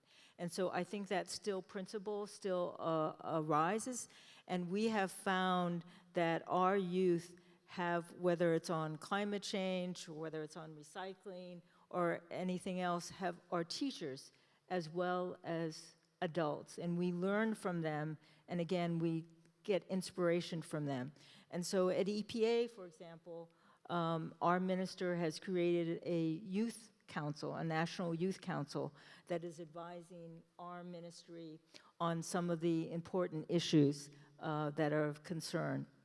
You also asked me with regards to how does the US government, I think, address some of these challenges. I think in my remarks, I talked about the importance of community engagement and the fact that the historic funds that we have received under the Inflation Act are dedicated to working with communities through our subnational governments. And we think it's very important that it's not the governments that necessarily have all the answers, but it's the communities, and that we have to empower them, because as you point out, in terms of the third question, the politics, it doesn't matter whether in the United States case, it's a Democrat or Republican in the White House. It's how do we enable and empower our communities to have the resources and the information they need to improve and address the environmental challenges. And so I think that is what we want to institutionalize, is giving back directly to our communities. So it won't matter who is in the White House in terms of politics. Thank you. Gloria. Thank you. Gloria, you lead the Office for Just a Socio-Ecological Transition. When we talk about energy transition and the climate change, many times we leave behind the social subjects, and we need to debate a little bit longer on that, on equality or equity. And we talk a lot about it in an abstract way, but I think many of the people that are here, the people that are online, can agree that there's a difference between the rise of temperature of 1.5 Celsius and what the scientists are projecting. The UN scientists are projecting of 2.7 degrees Celsius. This would have a lot of consequences for thousands of millions of people in our globe. How do you see climate change and its impact on social subjects in Chile, given the challenges we have seen in the last years? There's a role for the democratic governance in all of this, not only to be able to hand solutions and face climate change, but also to think of a more broader strategy to be able to face inequality. I would like to thank you for your invitation. And I would like to say that here we are compensating the gender equality that it was not seen in the last panel. Now we are more women than men in this panel. And it is a very interesting question, especially for a country like Chile that is in a Latin American context where inequality come before climate change. And also environmental justice is a demand that has been repeating itself for many years now. And many communities understand that it is linked to the impact of climate change, but they have been complaining for many years now. So therefore, we could say that the climate change impact, as well as the loss of biodiversity and pollution, they are all rooted in inequality, in social inequality, even racial inequality. So in countries like ours, this is easier to see. We cannot separate both things when we work on site. We see precisely that. So more than an option, it's an obligation to be able to tackle any climate change subject from a social environmental justice. And I think when Nishida did her opening words, she represented that quite well. I think it is harder for us because every time we work and we face climate change, when we talk about generating renewable energies, it should have low greenhouse gases effect, and we are also generating other impacts that we also have to take care of that might generate inequality, that would generate other inequalities that is a huge issue for local populations, and they can also create some realities that are associated with the sacrifice areas. So we have to be very careful. How do we develop new technological alternatives, new technology energies for these alternatives to go hand in hand with the local realities? And not only facing the future, we need to do a voluntary and conscious exercise of looking towards the past as well. In Chile, we have a lot of territories where we work, where the idea of creating a new energy project, doesn't matter how clean and modern it is, it creates a lot of rejection because people are scared. There's a history behind it of decades where projects were generated that did not give any benefits for the community, but the benefits have gone somewhere else. So when we talk about environmental democracy, I think we have to really mean it. In Chile, we have a challenge to decentralize these decisions. This is something hard, yes, because we have a very centralized culture. Therefore, giving other people the option of making decisions is hard for us. Also, in the financial point of view, we had the mining royalty law that was passed this year that gives funds for communities where mining has had a more impact and gives funds to these communities to be able to generate actions that will improve the development of their own communities. And in our case, we are working with programs to recovering the social environmental aspects. And we are also doing interinstitutional instances when we talk about social ecological justice. We're talking not only about the ministry, environmental ministry, but also all of the areas, and everybody has to take care of this. So I think democracy, it goes, like using the word democracy more than participation, because participation in itself is complex, but democracy is going beyond one step further. And I think it is going to be hard for us to reach it, but it's a very desirable goal. Yes, I believe it is important to highlight the importance of democratic governance to be able to face this climate crisis. And in Chile, the president has said that we need to have the answer linked to more democracy, more processes where communities can be involved. And Gloria, I want to know a little bit more about your perspective in leadership in Chile, because I know the initiative of your office that is inside of the Ministry of Environment. I believe office is new, and I would also like to hear a little bit of the assistant administrator, the work and initiatives that you have that are similar in the United States. But from your point of view, how can Chile be a study case as a leader in these subjects for more ambitious proposals, not only in Chile but all over the world? There are certain cases that are interesting to being highlighted. I think Chile is having a role in a regional level in how we tackle the climate crisis in a just transition point of view, and from the social, ecological, and just transition, which is the one that our office is promoting.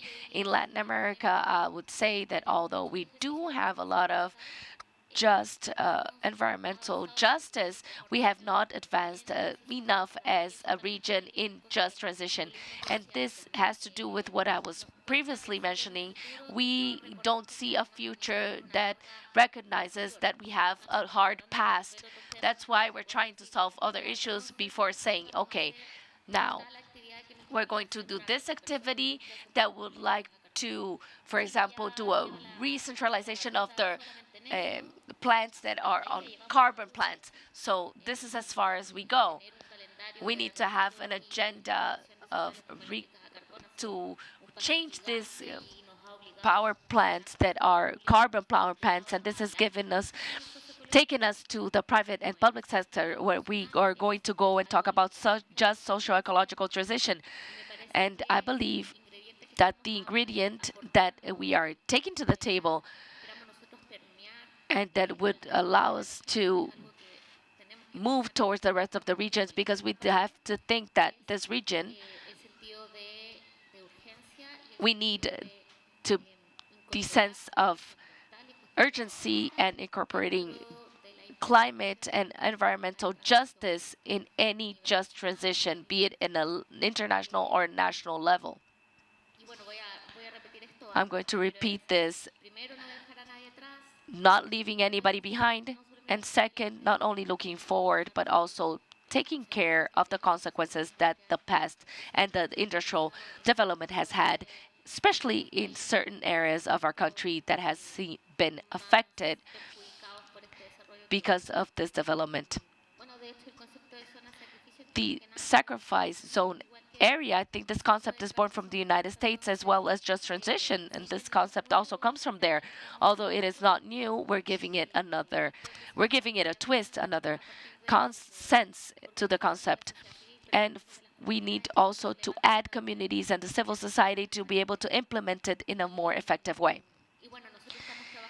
We are working with 3 territories that has a council for the recovery of the environment, and we're adding 2 other territories, which is Copilla and Mejillones. We are working with Quintero, Puchucaví, Huasco, and Coronel. These territories are prioritized because they are facing the closing of the plants on carbon plants, and this means there's an urgency there more than any other place. How do we face these changes that are programmed in our productive activities with also always a sense of justice? This means we're not going to jeopardize groups of the population because of the benefit that might have or might occur when implementing this. So we are thinking in other areas of a national strategy of a just socio-ecological transition that will allow us to gives the main tools and principles, so in a territorial scale, we can implement these measures in a decentralized way. Thank you. Director Saavedra, you have a long trajectory in Chile. You have worked with a lot of groups and areas to be able to promote the conservation at a large scale, and you based your knowledge in science and the great value of the natural ecosystems. Some say that we are entering a new concept that is called Anthropocene, that is geological, dominated by nature and the human being, with huge impacts in nature and the environment. Many scientists have been more firm in their public declaration, in the inaction, highlighting the scenarios of a huge loss that we have not seen in thousands but millions of years. Can you share your thoughts on these subjects, and what are the role of the development of public policies to be able to face the crisis of biodiversity in the planet? If there are certain success cases that you can mention, as not to be so pessimist. And being pessimistic, what is lacking there for us, or what is missing?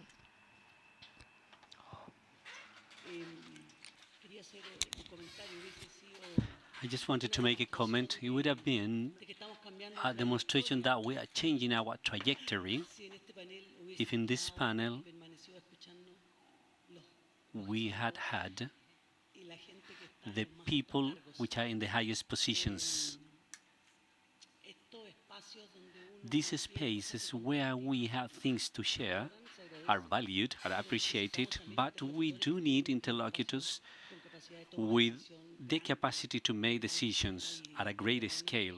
That would be good when it comes to show by using facts.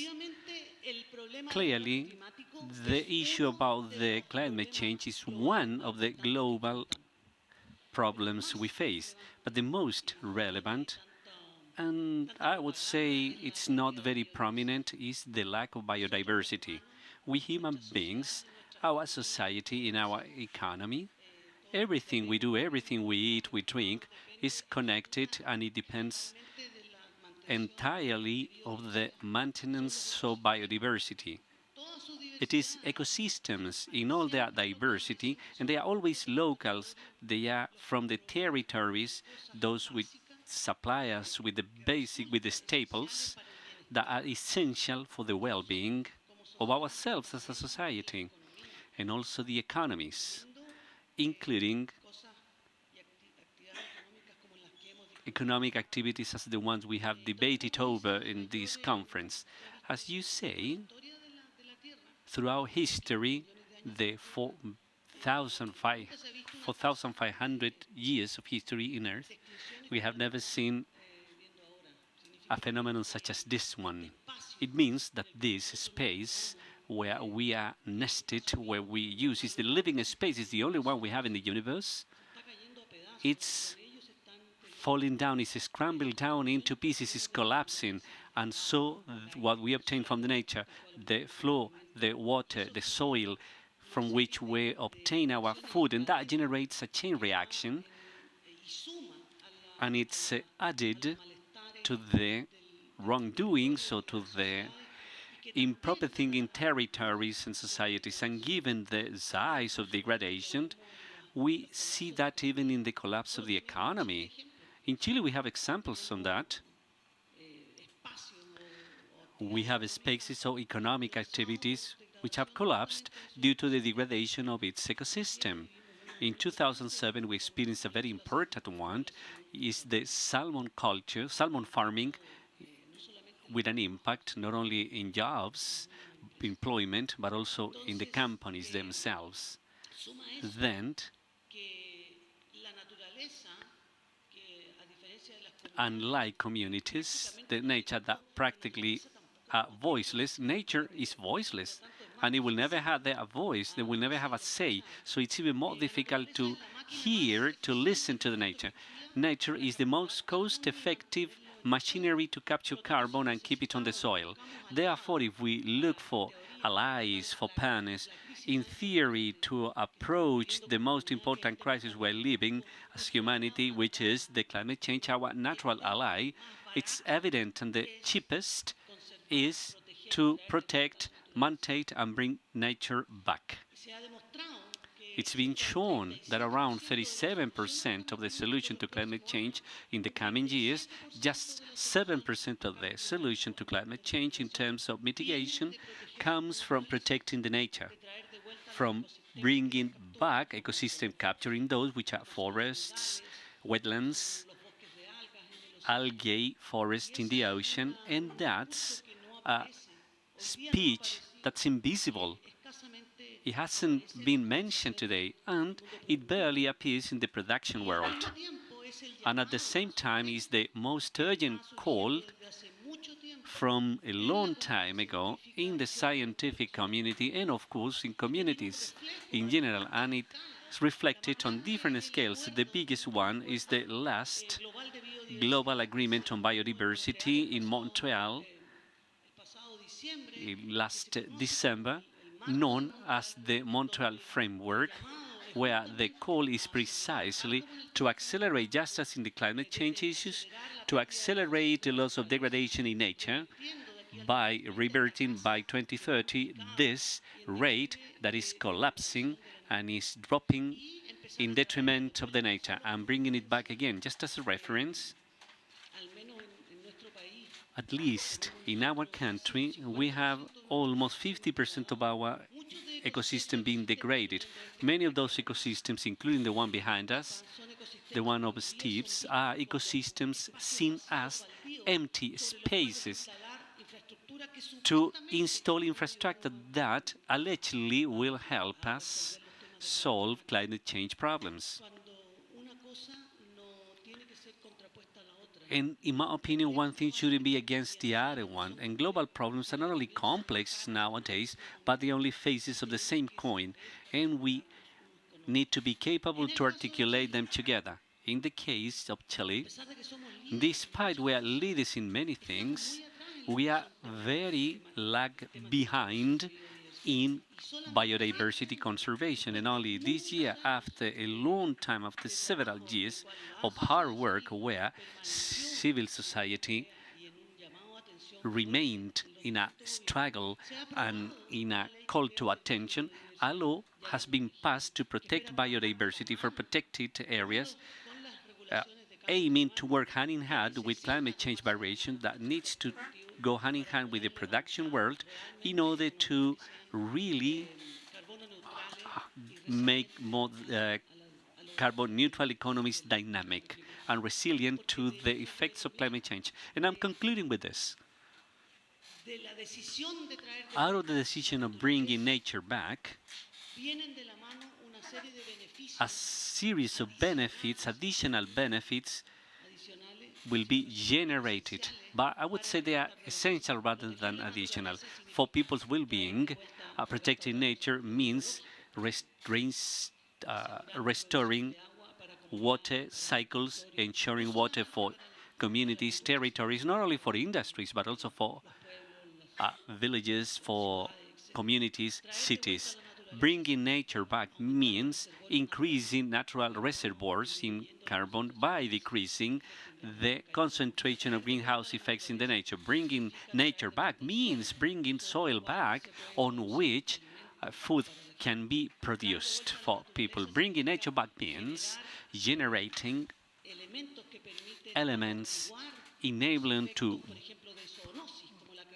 bumper the zoonosis effects, the one we have had just on a global scale, such as COVID, and other things that are related with bringing nature back. Therefore, when we think of climate change, we need to necessarily think of our biggest and most important ally, which is nature, and activate as fast as possible and as ambitious as possible, as it happens with climate change issues, those legislations, practices, transformation policies, leading us to increase the valuation, protection of natural capital.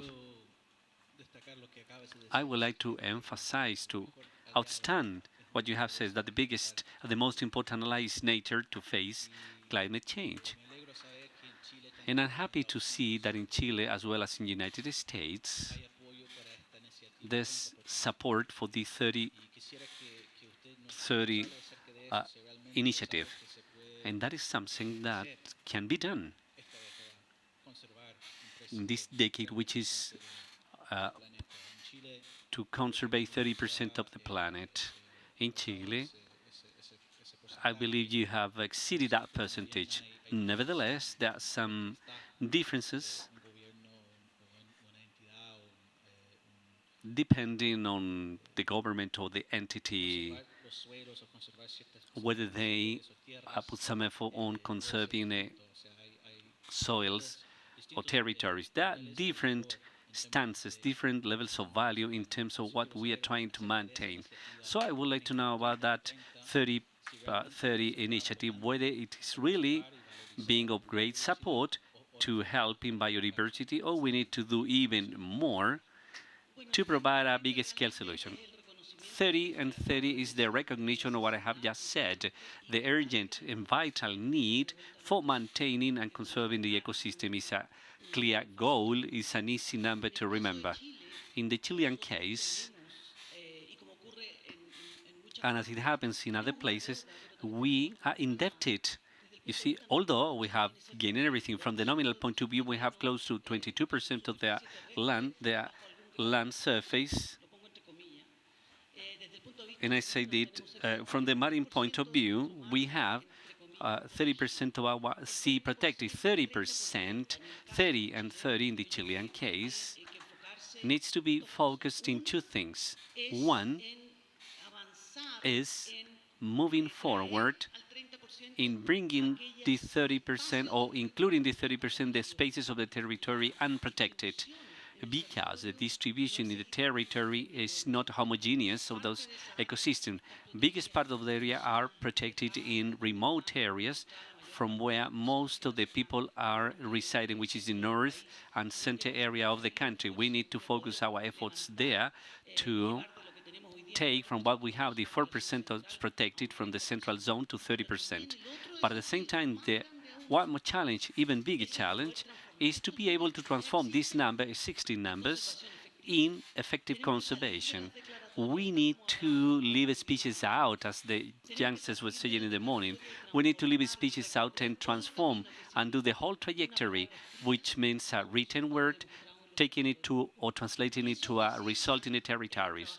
And that requires working with communities in processes that are informed, participatory, and show by doing real actual investments the interest and the need for moving forward towards protection. In the Chilean case, we have a couple of things that have happened in the last time, and I have been part of that by pushing along with other allies, of course, jointly with the Ministry of Environment. One of these is the fund Nature Chile. Chile is one of the countries investing the least in natural conservation. We are a middle income, but we invest even than the poorest countries of the planet.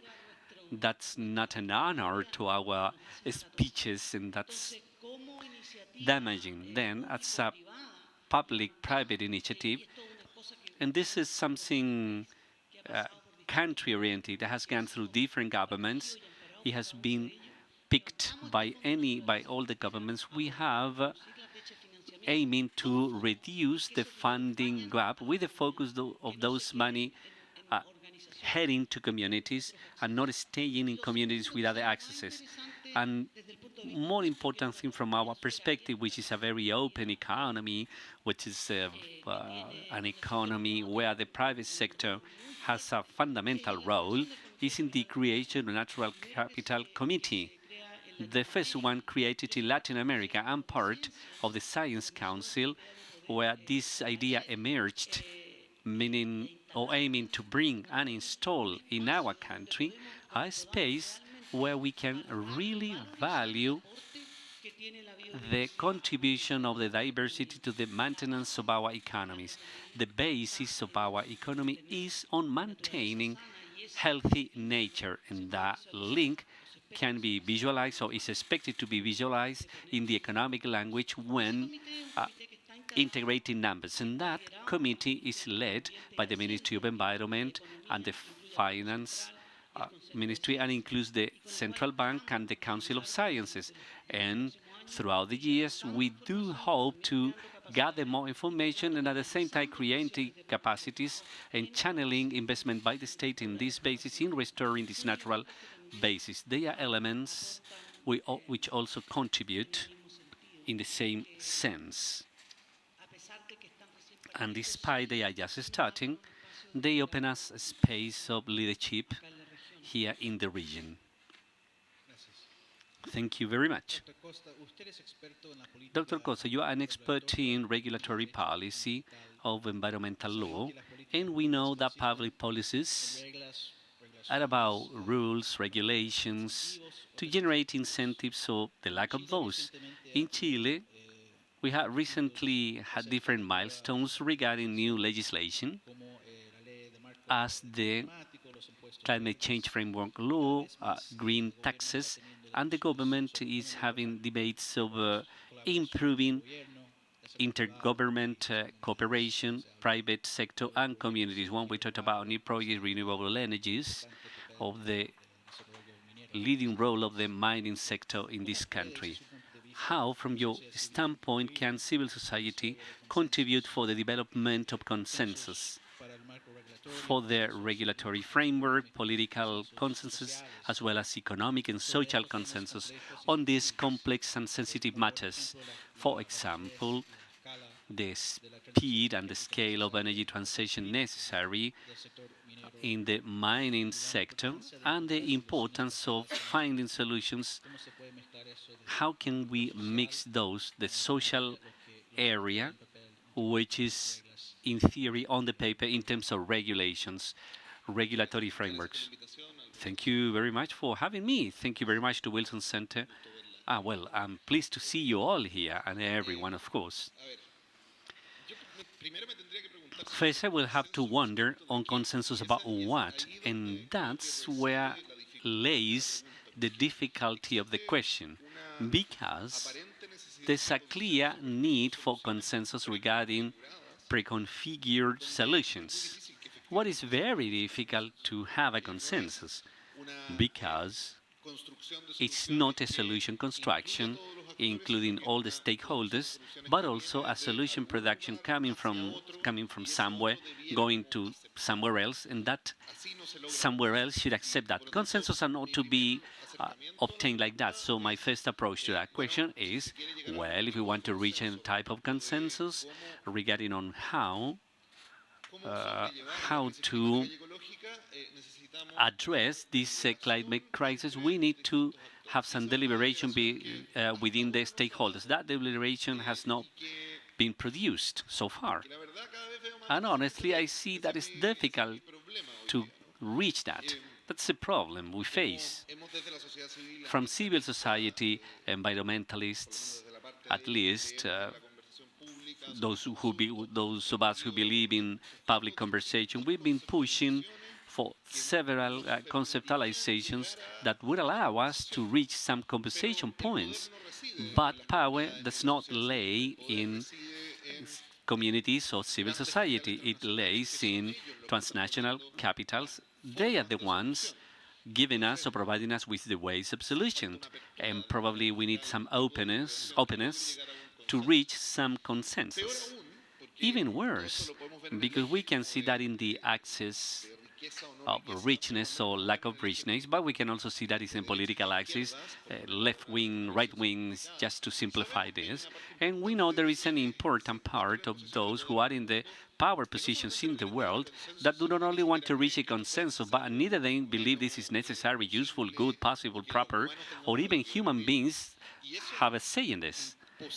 And that makes us even more difficult the possibility to intervene in those weak weaving where we should reach a consensus. And now I will refer to something less tragic.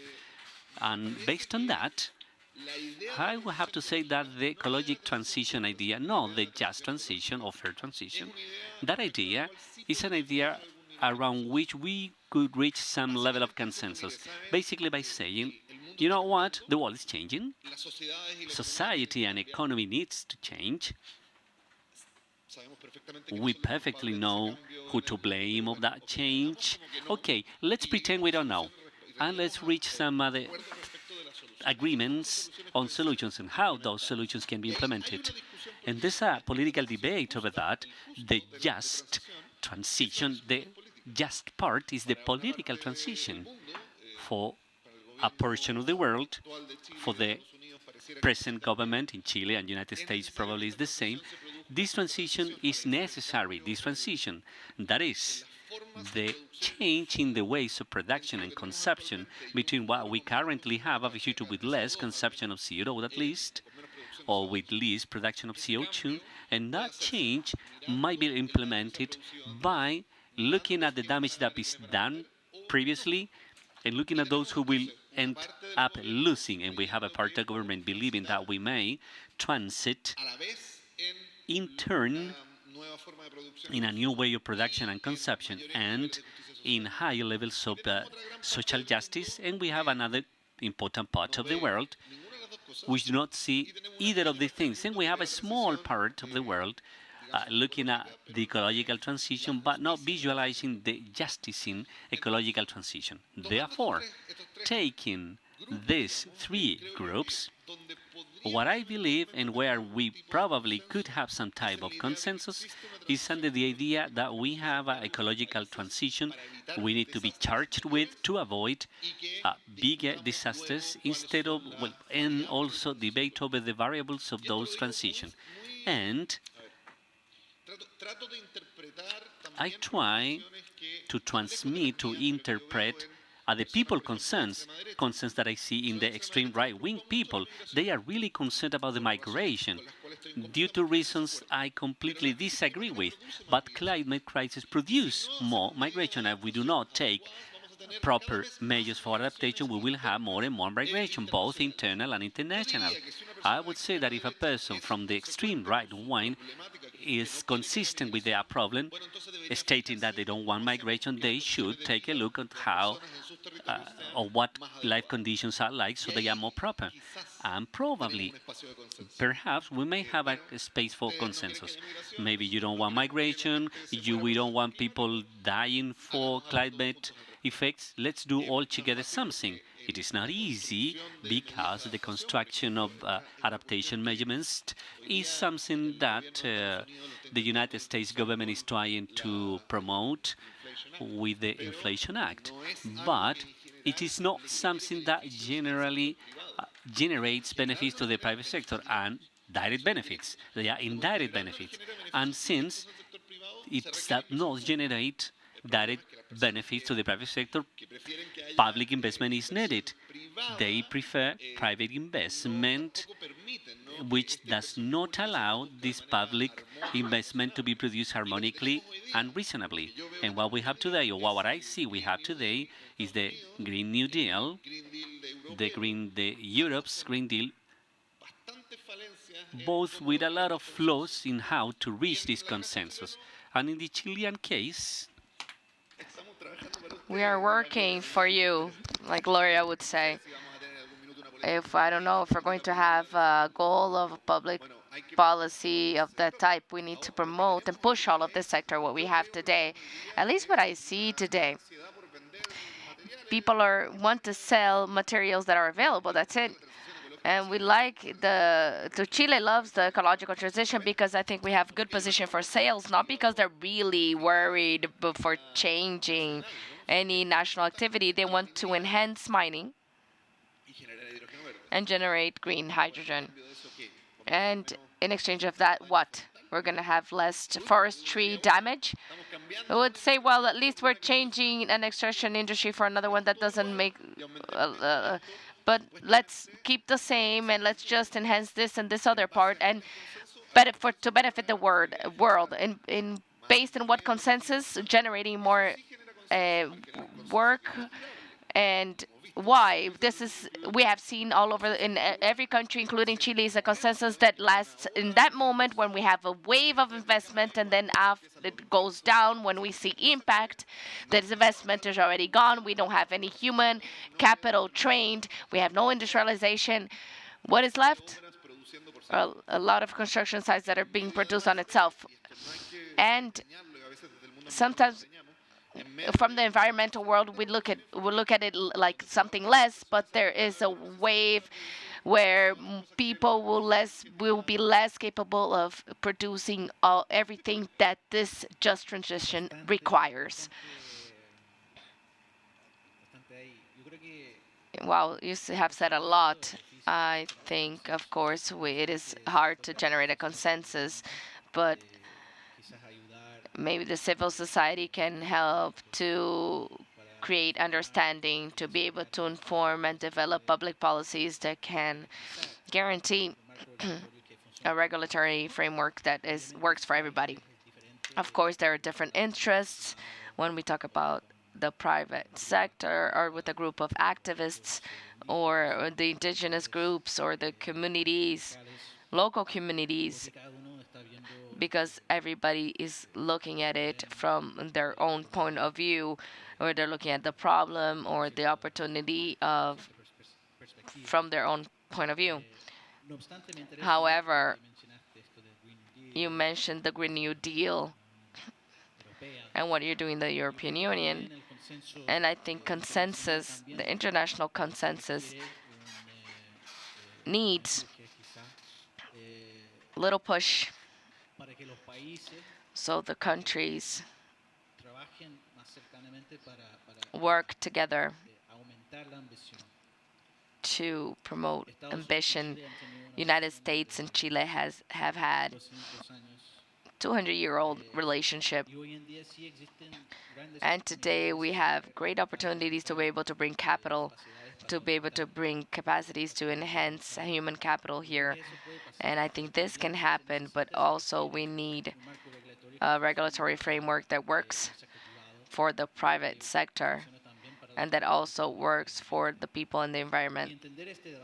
And to understand this local debate and regional and national debate is very important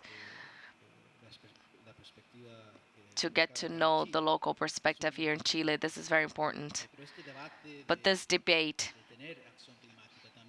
to have climate change also occurs in an international level.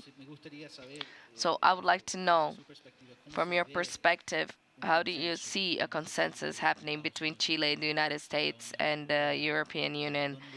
Where can you see agreements and consensus and also gaps? Because obviously European and the Americans were looking at it from another perspective. We also have the political polarization, we also have inequality issues, and we also have environmental issues, and how do we generate consensus in our own communities. So I want to know, how do you see this international scenario? Where can we create consensus to generate more climate action that might also have an impact in local communities or in regions or the country itself? Going to the COPs and with the same hope that people that go to the COP with have, is the moment that I said, the aha moment that I had, that was going to have solution with the, that would have impact in biodiversity and other variables, but there was a flow of information was generated, capital flow, information flow, a flow of ideas, of people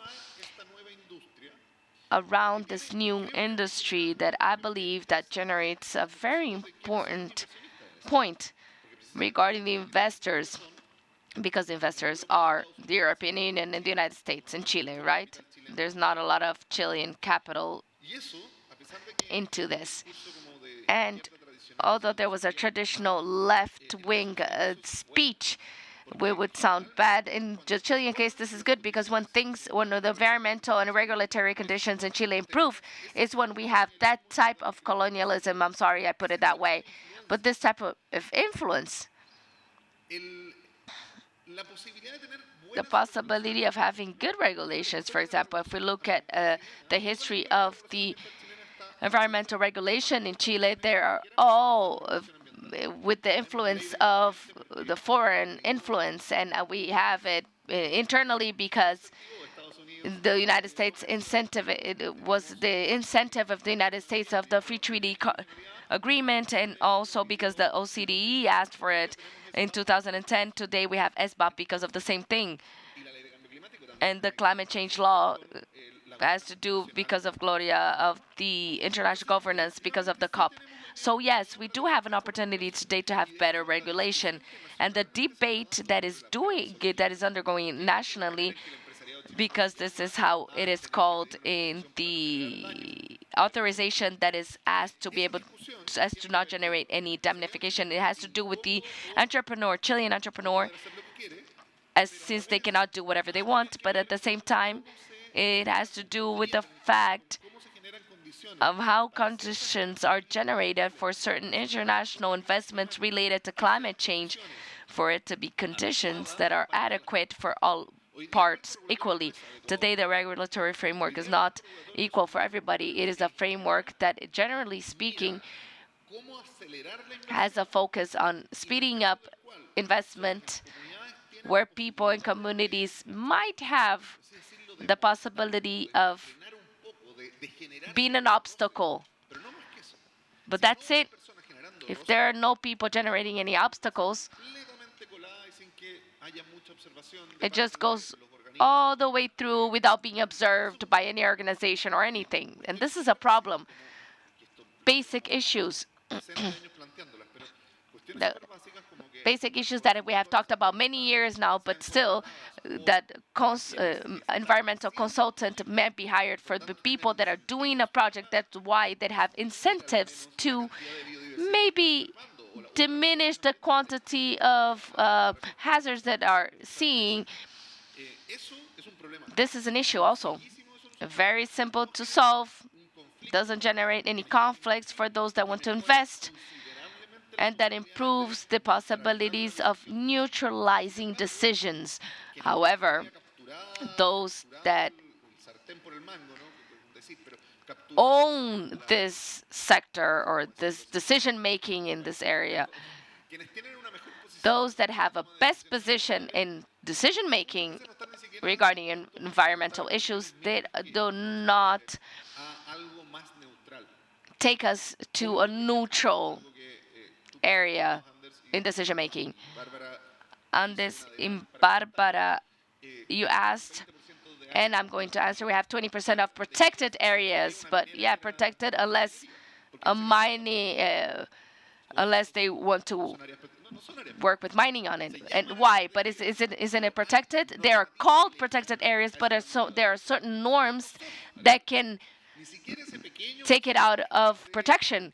It's not even a percentage of nature that we are agreeing to leave for the future generations. We're not even protecting that. So how do we change this? Simple. We have to prohibit concession in protected areas. 3 months ago, they invented mobilization for this change to not occur. So, yes, let's agree in at least small things. The minimal consensus that humanity is asking is to protect 30%, not even 50%, just a little bit for the future generations. And we say, yeah, okay, but let's protect it, but unless we have minerals, unless we can cultivate salmon, unless we have a benefit. So we're not protecting it. I love consensus, the idea of consensus, but we need to have equality, minimum between the parties that are getting into a consensus, and this is not created until this day. I think the standards of the United States, of Europe, that are standards that are better than the ones that we have, could help us advance a little bit. I don't know if to get to a consensus, but to have at least regulations for the environment better than ones that we have today. I think you have very interesting perspective. Gloria would like to say something. I'm going to say that I would like to speak a little bit about the private sector. I think that independent of getting into a consensus in a country like Chile between the public and private sector and civil society, I think it is important the role that of the potential that the private sector has in these processes, but also the role that it has had. Last week, I was listening to the tech sub manager mentioning that all of the processes of environmental permits that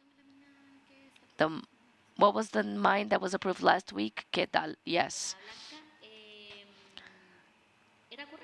They were correct. They were okay. Independent that they thought they could be faster, more efficient. This was the process that any project of investment had to undergo. We also think that all of the development of renewable energies has happened because of a private sector that has been ready to invest. And in Chile, the calendar of reconversion of plants, carbon plants, was a commitment that was achieved with private enterprises, and our institutional framework is also in favor of investments and puts a lot into the private sector to be able to advance in these subjects. And for me, this is unbalanced, and we could generate a more balanced framework in this sense. But at the same time, this means that the role of the private sector is important for any transition to occur. And this transition is not going to occur. It's already occurring. We are already in the transition. So that's why the concept of justice on how this process is going to happen depends on all of us from here on. And it depends on how the public sector can hand in tools and put on a regulatory framework that demands and reinforces this justice criteria and some basic principles that the civil society promotes, and for them to push for this to be complied with. And we need real ambition from the private sector, and honest ambition from the private sector. And finally, I think there are private companies that have been more guided with innovation than others, and they look for this benefit in innovation and transition for it to be extended in all of the private sector. Like I said, this is not optional, this is an obligation. And I think this should be an obligation for all of the people in all of the business companies and all of the institutions that are involved in this in a one way or another. Thank you. Before finishing, I would like to leave a few minutes for questions from the public that is here present. I have one last question for the Assistant Administrator, Jane Nishida. I'm going to aim for a broader question, but in Chile is an issue, but maybe not for all of like the other countries in the region. But the environmental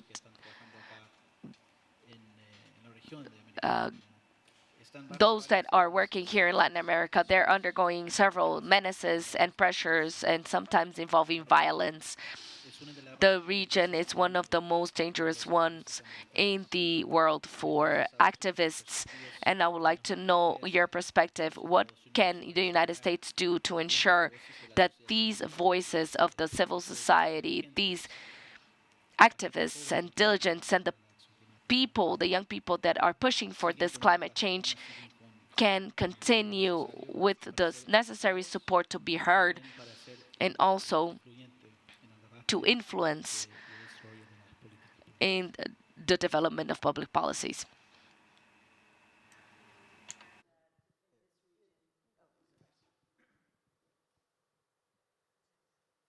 You are correct that in this region, but not just this region, around the world, environmental defenders or advocates who are pushing for environmental rights or the issues, whether it's biodiversity or whether it's social justice or a regulatory reform, are often victims,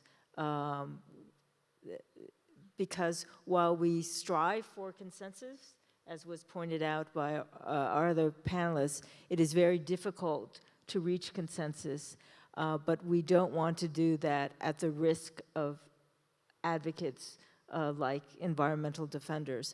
So I know from the perspective of the United States government, we have been working on this issue within the UN framework and with other international engagements. In fact, President Biden had a conference last year on climate where he invited environmental defenders from around the world to a panel, which actually my minister facilitated, to ask the question, how can you still be able to have the security in order to raise issues? I think as we look at environmental issues and climate change, we need to have predictability with regards to those issues. We also need to have transparency, and transparency also requires security to be able to raise those voices. And so I think it's the obligation of governments like the United States and Chile is to work with other governments and other international organizations to provide that safe space so that environmental defenders and other advocates around the world, particularly in vulnerable communities, know that they have that safe space in which to raise environmental concerns, which are so crucial to addressing climate change, biodiversity, and the triple crisis of pollution. Gracias. Contaminación. Hay una pregunta, tenemos una acá atrás. I don't know if anybody has a question. Maybe you can identify yourself and be brief with your question.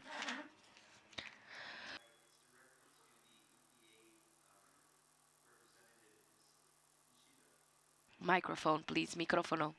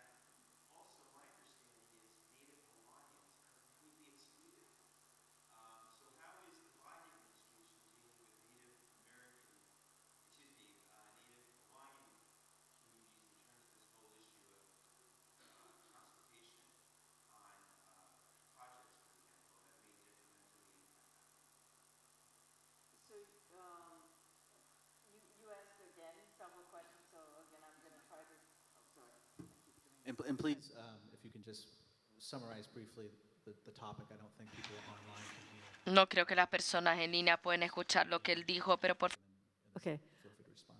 If I got the topic correctly, the question was, what is the U.S. position with regards to indigenous rights in several categories? The first category was the fact that the United States has not signed on to UNDRIP, or the United Nations Declaration for the Rights of Indigenous People.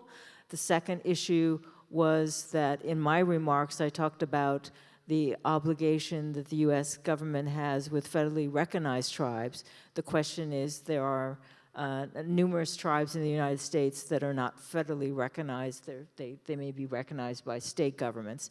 And then the third issue was the fact that Native Hawaiians are not recognized as tribes, whether federally or state.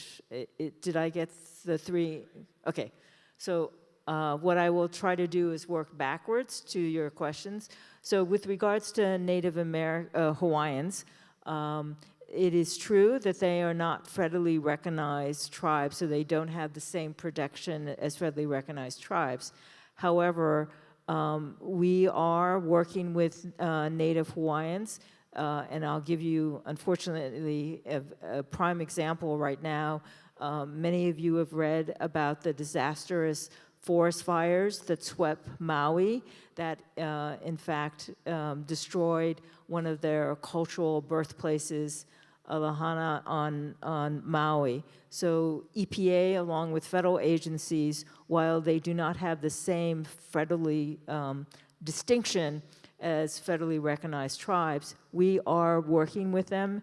And for example, one of our agencies have come up with principles in terms of how do we protect the cultural resources and history of Native Hawaiians in light of the devastating forest fires. So we are recognizing their unique culture and their unique distinction as Native peoples within the United States, though they may not have the same distinctions of our federally recognized tribes. Which goes to the second question, and that it is true that, again, state recognized tribes do not have the same protections as federally recognized tribes. However, we do extend them the rights with regards to public consultation, so that where we might be in a state and there are state tribes, we also work with them under our principles of environmental justice, because they are vulnerable and underserved communities. So we are making ourselves offering them the same assistance that we might offer to other vulnerable and underserved communities. And then the third issue that you raised with regards to UNDRIP, or the United Nations Declaration of the Rights of Indigenous People, in my last response, I talked about striving for consensus. And so while we have not fully adopted the free and prior informed consent, that is one of the principles of UNDRIP, we have been working in the federal government in the United States to strive for that principle. But it is true, we have not officially adopted the United Nations Declaration for Indigenous Peoples. Gracias. Thank you very much. And I believe that we are running out of time, but I would like, anyways, to...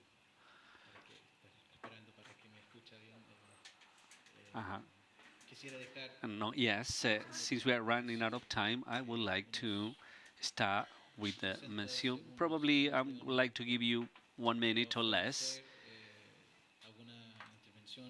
for offering some final reflections on the title of this panel, which is Promoting or Fostering from Civil Society Climate Action. We may have all your opinions in 60 seconds, and we'll end with brief words from the head of the Latin American program. Thank you. In the case of Chile, we had a global climate change mandating the plans of adaptation. They are called Action plans for climate. That's something I consider very adequate, and I'm happy to have that, but it's not funded. And therefore, it doesn't have any clear possibility, not funding to create the plan, but also to implement the plan. Those sections that a municipality or regional government says, okay, we have to do this, can be implemented in reality. And there's also a connection problem between those adaptation problems and climate action. Uh, with sectorial plans of climate action, not necessarily they will be aligned, and that will depend greatly on the political positions of the government or local governments. I believe there's something we have to learn in the way transition's been done in the United States, in particularly the approach they have had from the financial point of view to place resources in the communities and the local governments first. So from there is the basis to construct climate action. That's a small area probably, and I believe that's interesting to observe deeper and to see how we can replicate that in our country. Gloria.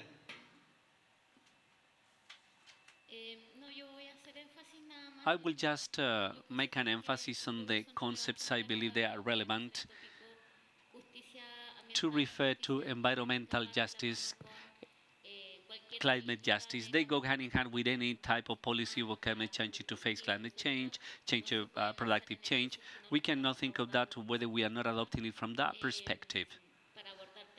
In order to approach consensus issues, I believe that civil society has an idea which is not all the time clear and conscious about what they want, but we do believe there's a need for well-being, local well-being, and also reaching a comfortable state or a comfortable status of life, which needs to be concrete in the private sector to be installed in a certain territory. And I will conclude with this, and I think that for this to be reflected, a state is a great enabler, and not only we can think of employment generation, but also the benefits on how to distribute those in the communities in different ways, how we can generate capacities, how we can generate or improve infrastructure, and how we can improve public services on the territorial scale, which are not necessarily favored.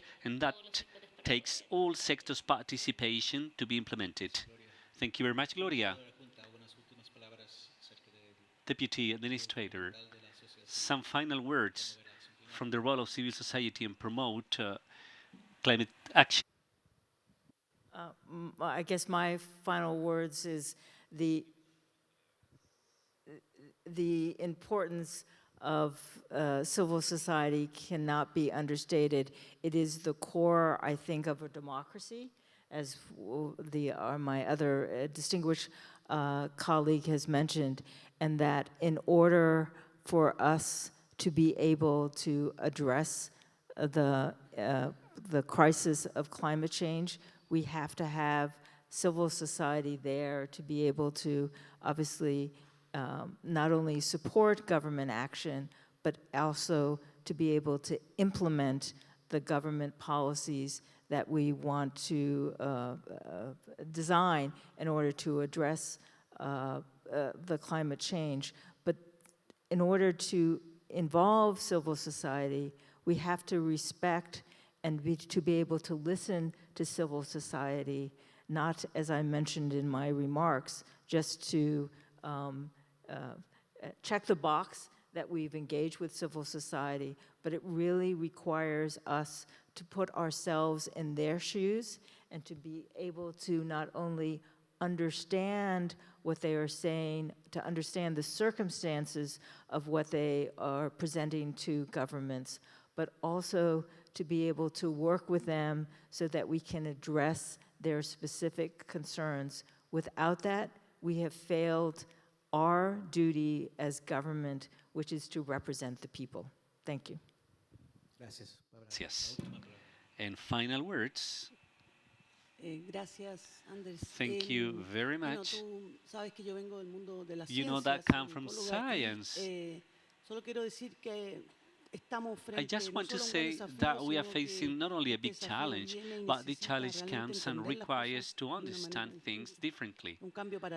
A paradigm shift, as it is usually said, and we need to understand that this old vision of sustainability, where it was shown as we needed to find a point where we could talk about economic, environmental, and social problems, is the vision that's obsolete.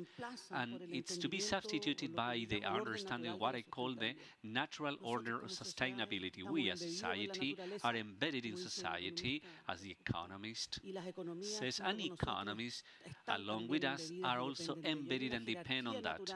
And there is a natural hierarchy of the nature to sustain the society's and economy well-being.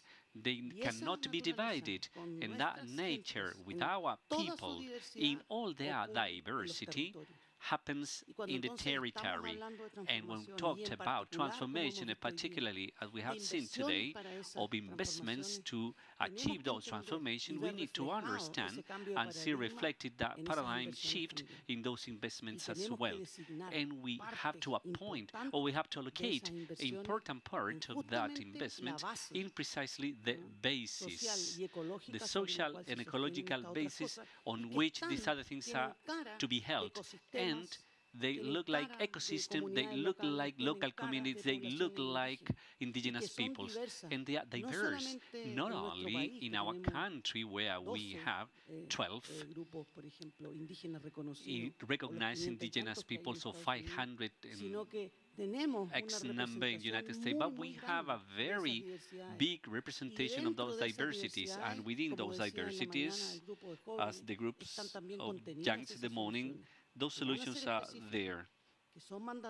They are specific, they are mandatory, but as long as we can find these conversation spaces, and not necessarily we may find consensus immediately, those solutions will emerge. Some of them will come from the private sector, others will come from communities, but they will for sure need to be in spaces of public policies aiming to the common good, not only the present one, but the future one of societies.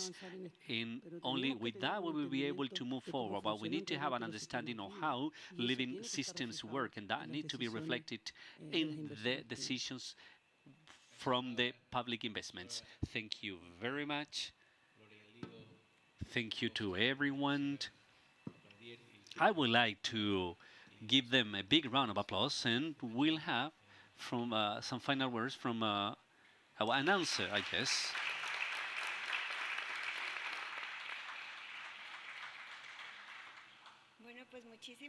Thank you very much, everyone, for joining us today in this conference about climate action and energy transition between United States and Chile, organized by Wilson Center and the United States Embassy in Chile, the Inter-American Development Bank, ICLAC, and also a special gratitude to the GAM for hosting us today. Today, throughout 4 panels during the day, we have heard different voices from different stakeholders and associations and sectors involved in an energy transition, as well as in the new criteria about critical minerals in Chile. We have heard about the future of those critical minerals and the public-private partnership. We also heard from leaders taking action and giving voice to new generations on this energy transition, making sense for the new world. We also talked about the scale growth, giving voice to characters and people working on the supply chains. And finally, with this excellent panel we have had on how to motivate, how to reinforce and foster the role of civil society in this energy transition. So on behalf of Wilson Sutter, the Latin American program, our center, the team, we thank you for joining us, and we also thank our virtual attendants, the panelists, enlightening us with their knowledge standpoints, and also we thank you for having with us today. Thank you very much.